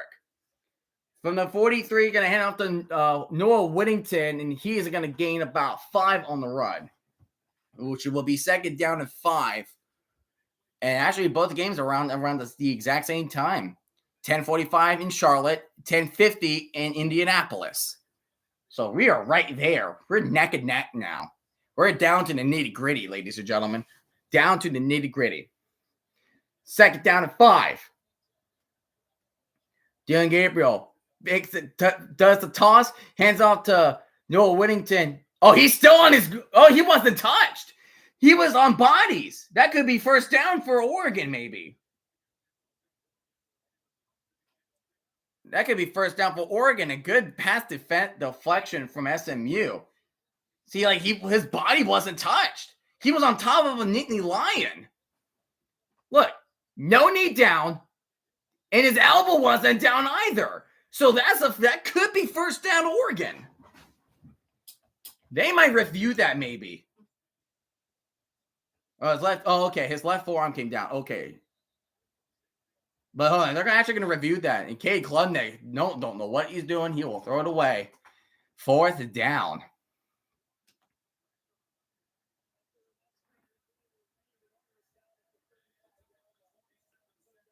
They're down. Yep. Okay. Let's see. Okay, there's the elbow. All right, there was the elbow that went down. So it's 3rd and 2 now for Oregon instead of 3rd and 1.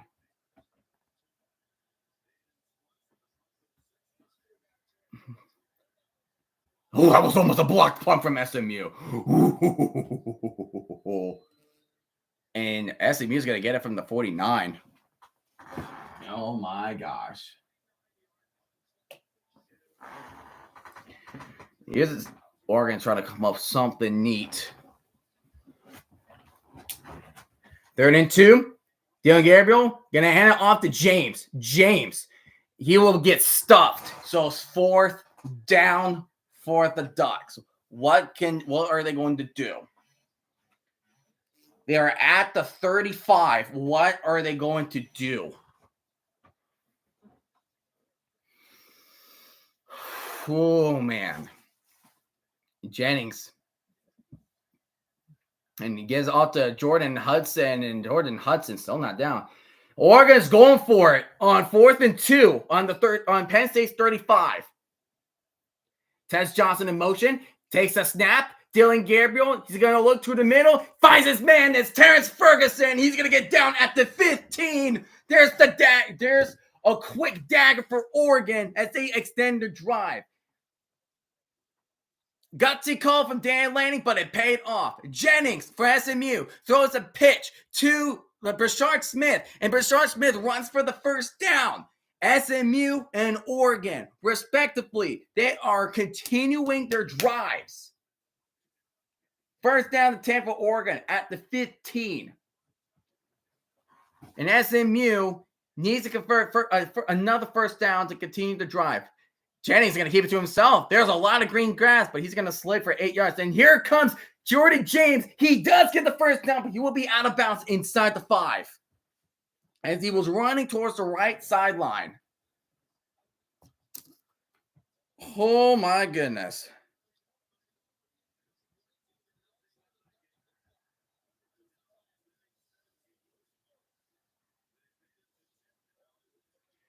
And here's 4th and goal with about 8 minutes left until the end of regulation. They're going to be at the 3. SMU, 1st and 10. Throws a quick one to Hudson. Hudson will be out to 20, 4 yards short of the line of scrimmage.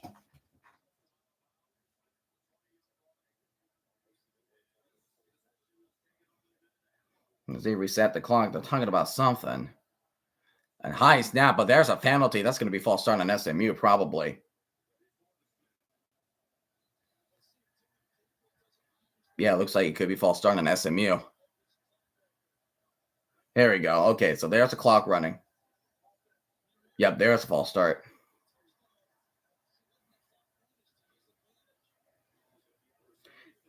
Under center for Oregon. They're going to hand out to James. James is going to run up, and he walks in. That's touchdown, Oregon. I believe that is his 2nd touchdown of the night.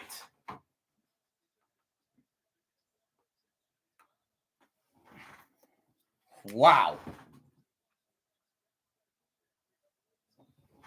The 2nd touchdown of the night for the Ducks. And SMU, 2nd and 9. Jennings, he's going to throw it to the middle, but he tries to throw it to Hibner. Incomplete. 3rd down to 9. Jordan James with 87 yards and 2 touchdowns tonight. And Oregon's going to set up for the PAT. And the kick is, the PAT is good. Oregon's up by 15, 45 to 30. Now when we are halfway through the 4th quarter with 7:28 remaining. SMU really had a bad case of the dropsies for them tonight. 3rd down and 9 for SMU. Hudson in motion. Jennings is dropping back, and he's going to throw it to the middle. Finds his man, but it gains about 2, so it will be 4th down, but there's a flag on the play, and the penalty on SMU could drop him out of field goal range, which that would be very unfortunate. As I say so. And they're going to take, and Clemson will accept the penalty, pop him out of field goal range. Let's see, where's the hold? Yep, that's going to be holding. Yep, he kind of pulled his jersey down like this way. Clemson has yet to have a single penalty tonight. Not a single penalty. 7:40 remaining for SMU. 3rd and 19. They need to get to however far they need to be. There's a dump pass off. I mean, kind of field goal range, but that's a long field goal. He tried to do a 53-yarder, but he was short. last time SMU tried to make a long-range field goal. Jeez, Rhett Lashley is throwing a freaking tantrum. Holy crap. Is that me when I'm a head coach, I guess? Because I get easily tempered too. 46-yard. The field goal is up. It looks good. Yes, it does. And ladies and gentlemen, we have a one-possession game in Charlotte. Well, flag on the play. Running the kicker. It's not roughing. It's running.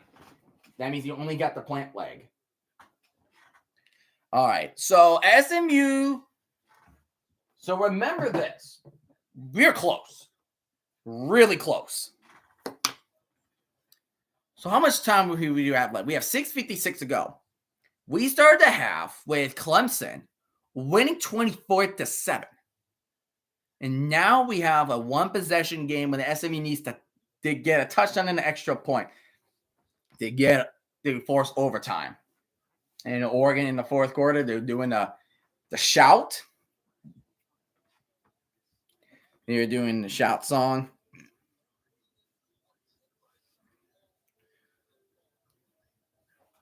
Oh, look at that. That guy's shiny. That guy is shiny. And here comes the kickoff for Oregon. And that was on the touchback. So Penn State will get it at the 25-yard line. But that fourth down play was man, that was gutsy. But Terrence Ferguson was right there. The ability to make that catch, that is remarkable for Terrence Ferguson. Dylan Gabriel, look at those next 9 passes. He was 10 for 11, 125 yards since then. This is a really nice game. Drew Aller's going to fake the handoff, and Aller, he's going to run up the middle. There's a nice block, and Aller, he's going to get tackled at the 47. That was a great run from Aller. It's slowly getting up. I hope he's not injured, but that was a great pitch. He just found the green glass, and his wide receivers just stuck on their blocks. It was really nice blocking. Aller dropping back. And Tyler Warren was the intended receiver, and the ball will fall incomplete. We have 7 minutes remaining in the fourth quarter. That was just a bit out of reach for Tyler Warren, who is playing a huge part of this Penn State offense. And Drew Aller is on the sideline.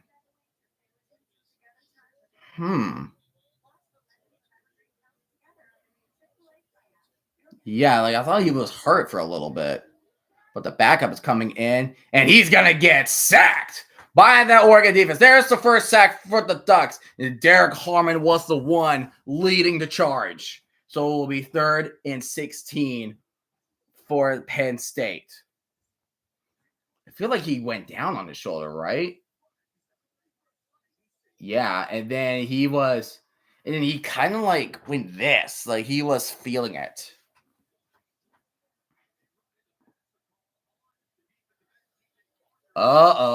Roughing the passer? Yeah, he was that. Oh, so that's why he was mad. He was mad there was no roughing the passer penalty. Aller dropping back, throws it. Oh, he almost dropped it. And that's going to be first down for Penn State. That's first down, Penn State. Yeah, here's your first down. So now Clemson has the ball, but they got to do something. They need to do something with it.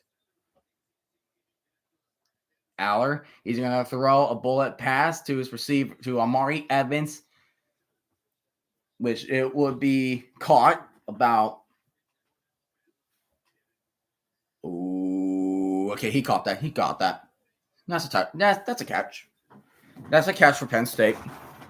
5 minutes and 52 seconds in Indianapolis. 6 minutes, 56 seconds remaining. Klubnik is going to take a run, and he's going to gain about 3 in the middle. Oh, they're saying incomplete. Oh, that was incomplete? I thought it was a catch. But Oregon swarmed Tyler Warren. I thought that was complete. How is that incomplete? It didn't look like I don't see anything that was a catch. Now they can't go back to it because the play's already done. Mari Evans hold that firmly. How is that not a catch? How is that not a catch? They're in 10. Aller. He's looking. And that was a missed tackle. That's a first down for Penn State. We're about to hit 5 minutes left of the game. And Charlotte's hitting about 6 minutes left. So, first and 10 from Morgan's 30.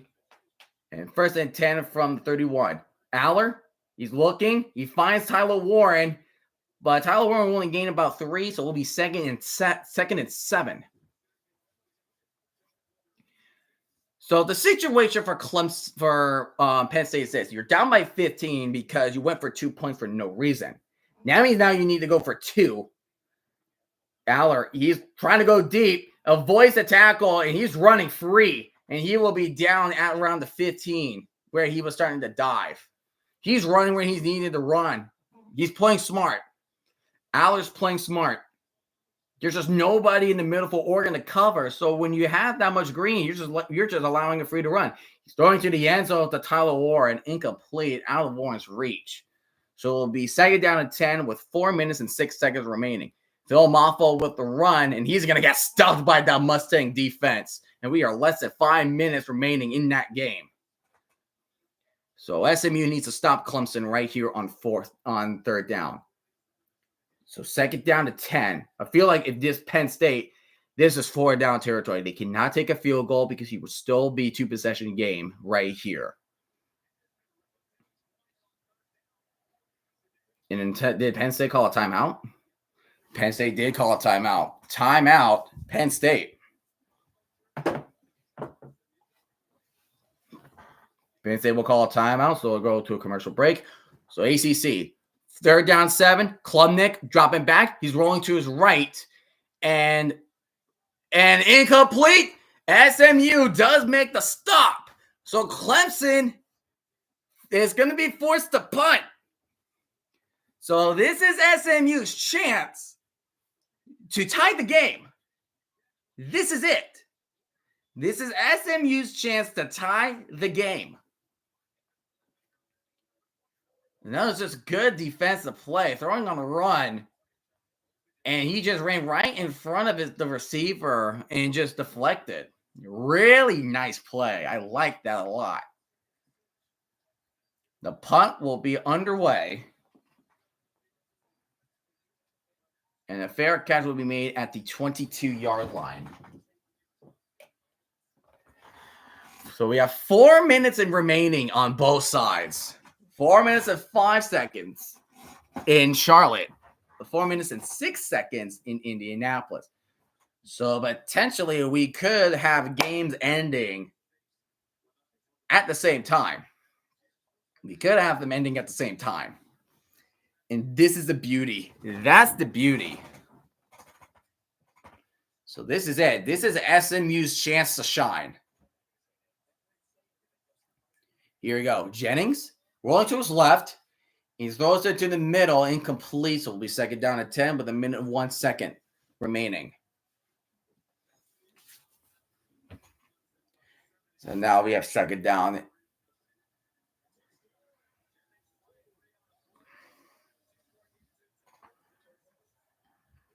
Wow.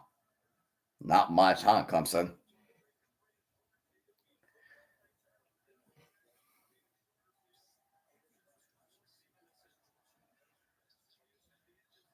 Second down at 10. Here's Jennings. Drop it back. He's going to throw a check down to Matthew Debnar, I believe.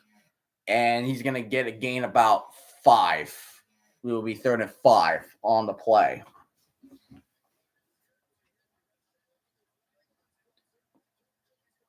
So it'll be third and 5. You got to get a first down. You got to keep the momentum going. Take your time. Don't go deep. Jennings dropping back. He's going to drop it to Smith. He does get the first down at the 33. The drive continues for SMU. Both teams have 3 timeouts. Second down and 10 for Penn State. So the backup is going to keep it to himself, runs to the sideline, and he's going to lose a yard. So it'll be 3rd and 11 for Penn State. A great play from Bryce Bochter. And they're going to do a no hurry huddle. And there's going to be a timeout, a flag on the field. And that is another first down for SMU with the pass to Roderick Daniels Jr. Dan Lanning had to call a timeout for Oregon because there was an illegal substitute. Because that would have been an illegal substitute play. Dan Lanning cannot take that chance. Because look at that. He was running off the sideline. He was trying to run it, but then Allen was upset. He's like, timeout, timeout, timeout, timeout. Dan Lanning was quick about it. And then Aller was slamming the ball with his hands because he thought,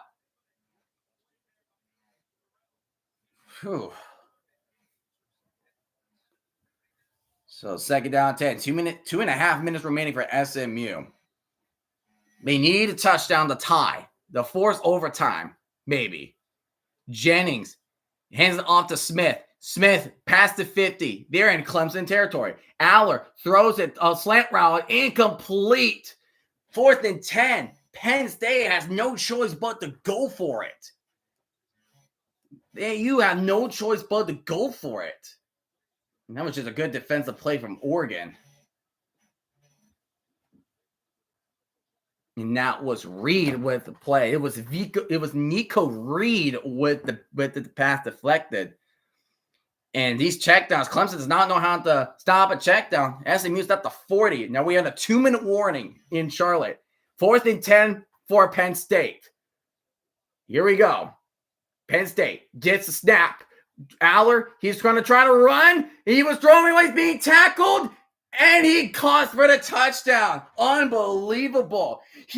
Aller was literally getting tackled as he was throwing that touchdown to Harrison Wallace. That is unbelievable talent from Drew Aller. Oh my gosh, as an Oregon fan, Mateo was right there. He was grabbing his undershirt. He was right there. But that was just great ability from Penn State. They're going to take the extra point. But the downside now is when you try to go for a touchdown, Penn State needs to go for 2. They will not only go for 2, and they would not have gone for 2 when they could have made it 38-31. That is where that little bit more pressure would have come in. Mateo Uiagalelei was right there. He was right there. Just could not take him down. And great job from Harrison Wallace to hold it in. That was just unbelievable.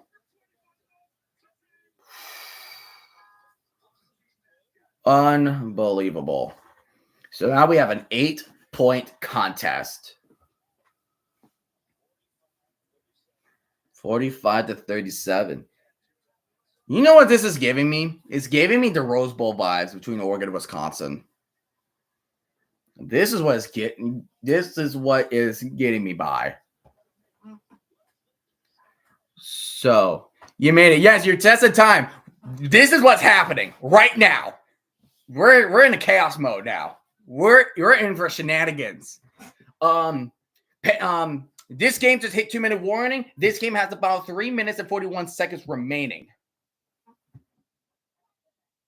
And Penn State's going to do the regular kickoff. And it will go for a touchback. So Oregon will get it. So now if you're Oregon, because now Penn State has 2 timeouts. So you can't just do nothing but running the ball because Penn State has that ferocious defense. They like James Franklin's not an idiot. Well, he just knows like you're gonna run with Noah Whittington and Jordan James. You're gonna hand off to Whittington, and he's just stuffed right there already. So the clock will continue to run down. I feel like Penn State might use the timeouts if Iowa scored a TD after I left. They did, but they got blown out. They did, but it was like only one time. Like it was just ridiculous. Arizona State put on a show. Pitching it to Whittington. Whittington is going to get a gain of 1. There's less than 3 minutes of that game. Kevin Jennings from SMU. He's going to dump it off to Smith, but Smith is going to get no gain on the play. He is stuck at the 40-yard line, and the clock will continue to run. Yeah, no NFL streams tomorrow. Tomorrow. But if I have time, I'm going to try and do a reaction of the college football playoff rankings. I might. Drop it back. Kevin Jennings from SMU. Pump fakes. And he's going to run toward the left sideline. And he finds an open man. Tiptoes. First down. SMU. Dylan Gabriel throwing a dart. Oh, no. There's going to be no flags. Don't know why Oregon is throwing it. You have 2 minutes and 16 seconds remaining. Oregon's defense is on the line. But at the same time, Penn State needs a 2-point conversion. I don't know why you want to try to go deep right there. I mean, I know you're trying to get a first down, but it's not the time to do it. So now it's 4th and 9, and the punters need to boom it. He needs to boom it. Oh, shoot. He's going to take it. Wow, they're in Oregon territory now with that speedy kickoff return. Holy crap. Oh, it looks like Oregon is saying that he signaled fair catch. Hold on. He did. He did say fair catch. What? He waited for a fair catch. How?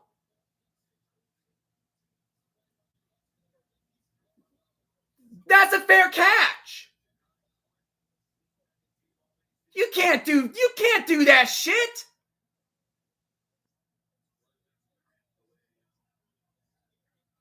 Thank you. What the hell was that? Yes, their jerseys are black and green. What kind of shit is he pulling? You can't freaking do that.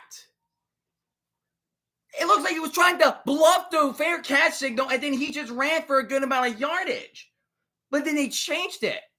So for Penn State, he was trying to bluff the hand signal for a fair catch, and then he ran it. But it really did look like he rated a fair catch. So the referee in the Big Ten championship game corrected it. So now they're in first down and 10 from their own 37 for Penn State.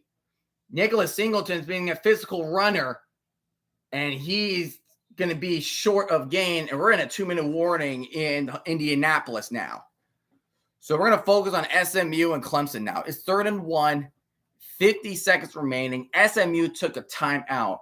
SMU is in the red zone on their 18. They need 1 more yard to extend the drive.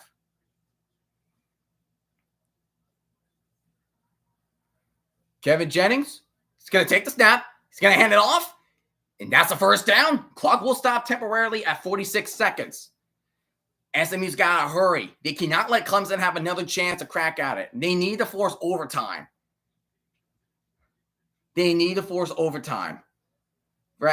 Against Clemson. Clock's winding down 37, 36. Jennings dropping back. And he's going to throw it incomplete. It will be 31 seconds remaining now. 2nd down to 10 for SMU. Oh, yeah, that's right. But, oh my gosh, these games. Oh my goodness. These games are ridiculous. These games are ridiculous. Second and 10, 31 seconds. Jennings and shotgun.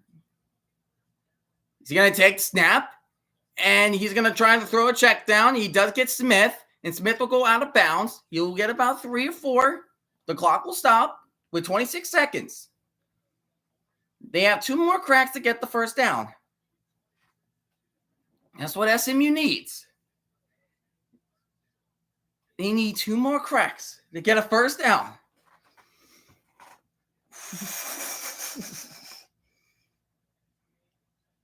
Third and 6. You just need the first down. Don't try to be greedy. Go for the end zone. Don't be greedy. You got 2 timeouts. Save them.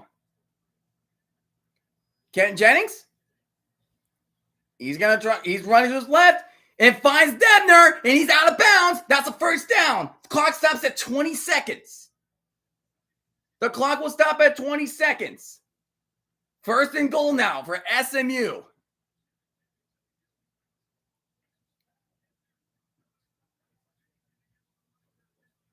Oh, my goodness.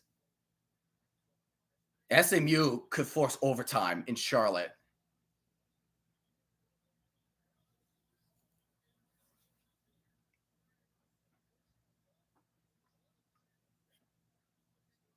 Second down and 1 for Penn State now. First and goal, Kevin Jennings. He's throwing for the end zone. Is that a catch? It is. It is touchdown SMU. They just needed PAT to tie it up. Oh, my goodness. SMU, are you kidding me? Drew Aller, driving back. He's going deep right side. Holy crap. And that is that picked? Did Oregon pick it? And that is an interception for Oregon. They just need to wind down that clock and seal the deal to become the Big Ten champion. What an interception. What an interception. Who made that interception for Oregon? And Roderick Daniels with a beautiful catch on SMU. Just brilliant. Just being under him. That is awesome. That was an amazing interception. I'm trying to figure out who got that. That was Nico Reed with the interception. Oh, and they're reviewing it now. So we will hold off real quick.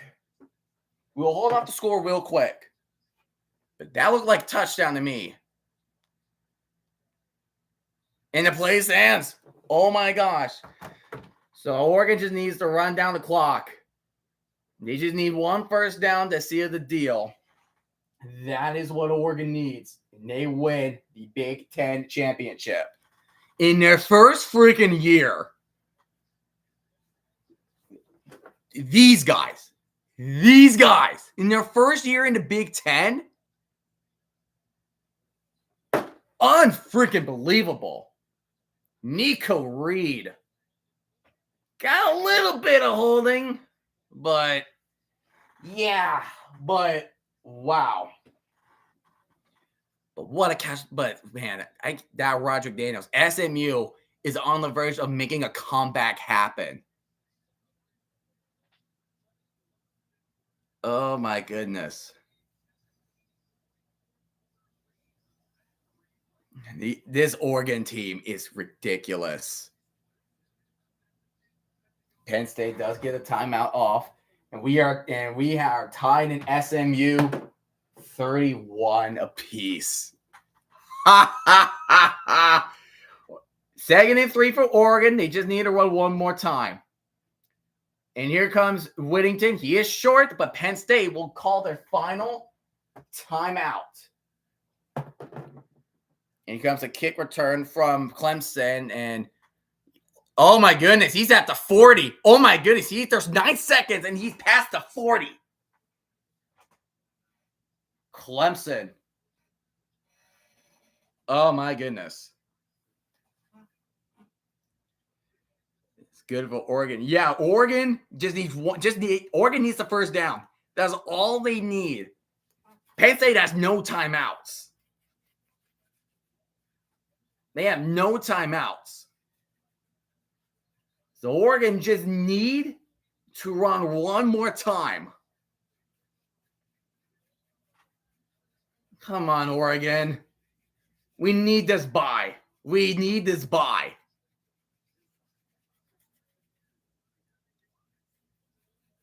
Oh my goodness. 3rd and 1. A minute 45 remaining. So if Oregon doesn't make it, that means Penn State will get it with about 50 seconds remaining. Dylan Gabriel sends Sadiq in motion. Dylan Gabriel's going to keep it to himself, and he runs it for the first down. He slides, and that's it. That is it. Yes, Oregon wins the Big Ten championship. Wow, what a game! That gave me 20 Rose Bowl vibes against Wisconsin. What a freaking game. Penn State, you guys are awesome too. You guys are a great team too. Oh my gosh. 3 seconds remaining. They're at the SMU's 38, but they're just outside of field goal range for SMU. So that game's done. We focus here now.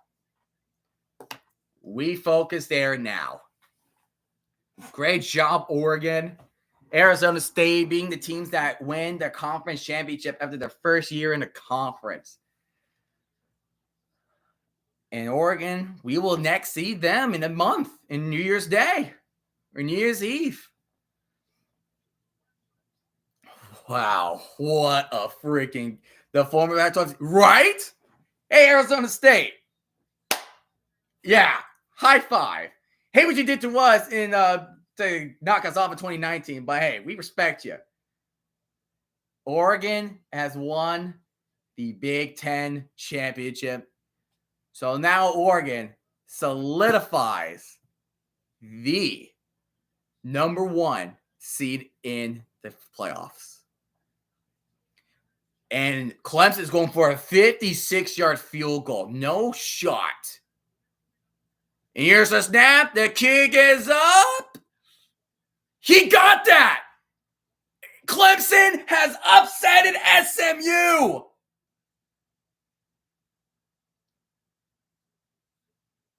Are you serious? 56-yard field goal. And Clemson shocks SMU.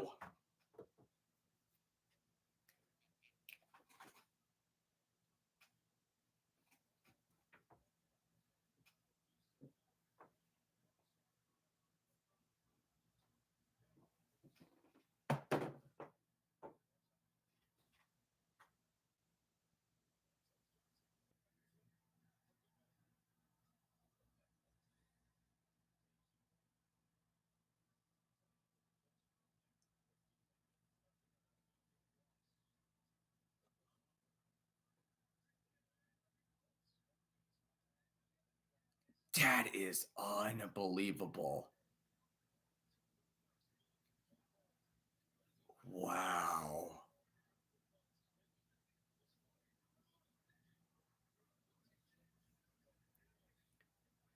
That is heartbreak.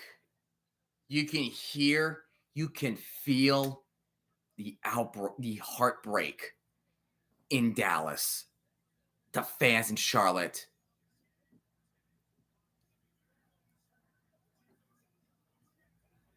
What games, dude? I'm going to say this right now. These are the best games I've ever covered. These are the best games I've ever freaking covered.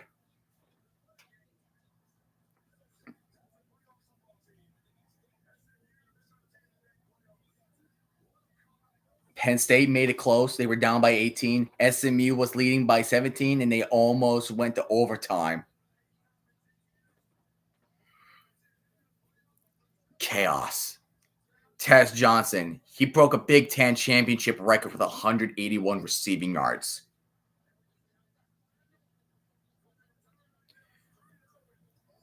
Guys, I will say this. We're going to have a fun college football playoff. We're going to have a lot of fun. So, all right. Well, before I sign off, right? Before we sign off, let's give a little recap of what's going to happen, okay? So, if I have time, I will do a reaction of the college football playoff video live. But let's give a recap what happened. So, Arizona State dominated Iowa State. Georgia won in overtime against Texas. And Clemson shocks SMU. And Oregon fought an amazing battle against Penn State. So now what happens? Clemson solidify a spot now. They do. So now the real question is, does Arizona State get a bye? Do they get a bye? And with SMU losing, and they were down by 17, are they out of the picture? For the college football playoff spot, here, let me show you. Watch this.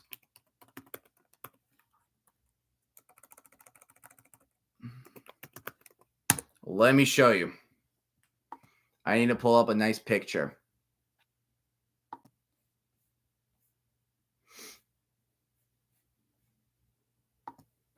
Let me show you the one that was before we entered. All right. All right. You ready? All right. Here. Let me share the screen. Do you guys see the screen right now? Do you see it? Here. I'm going to try and move up just a little bit so you can see the rest. Okay. So, here's the deal. Oregon wins, they're in.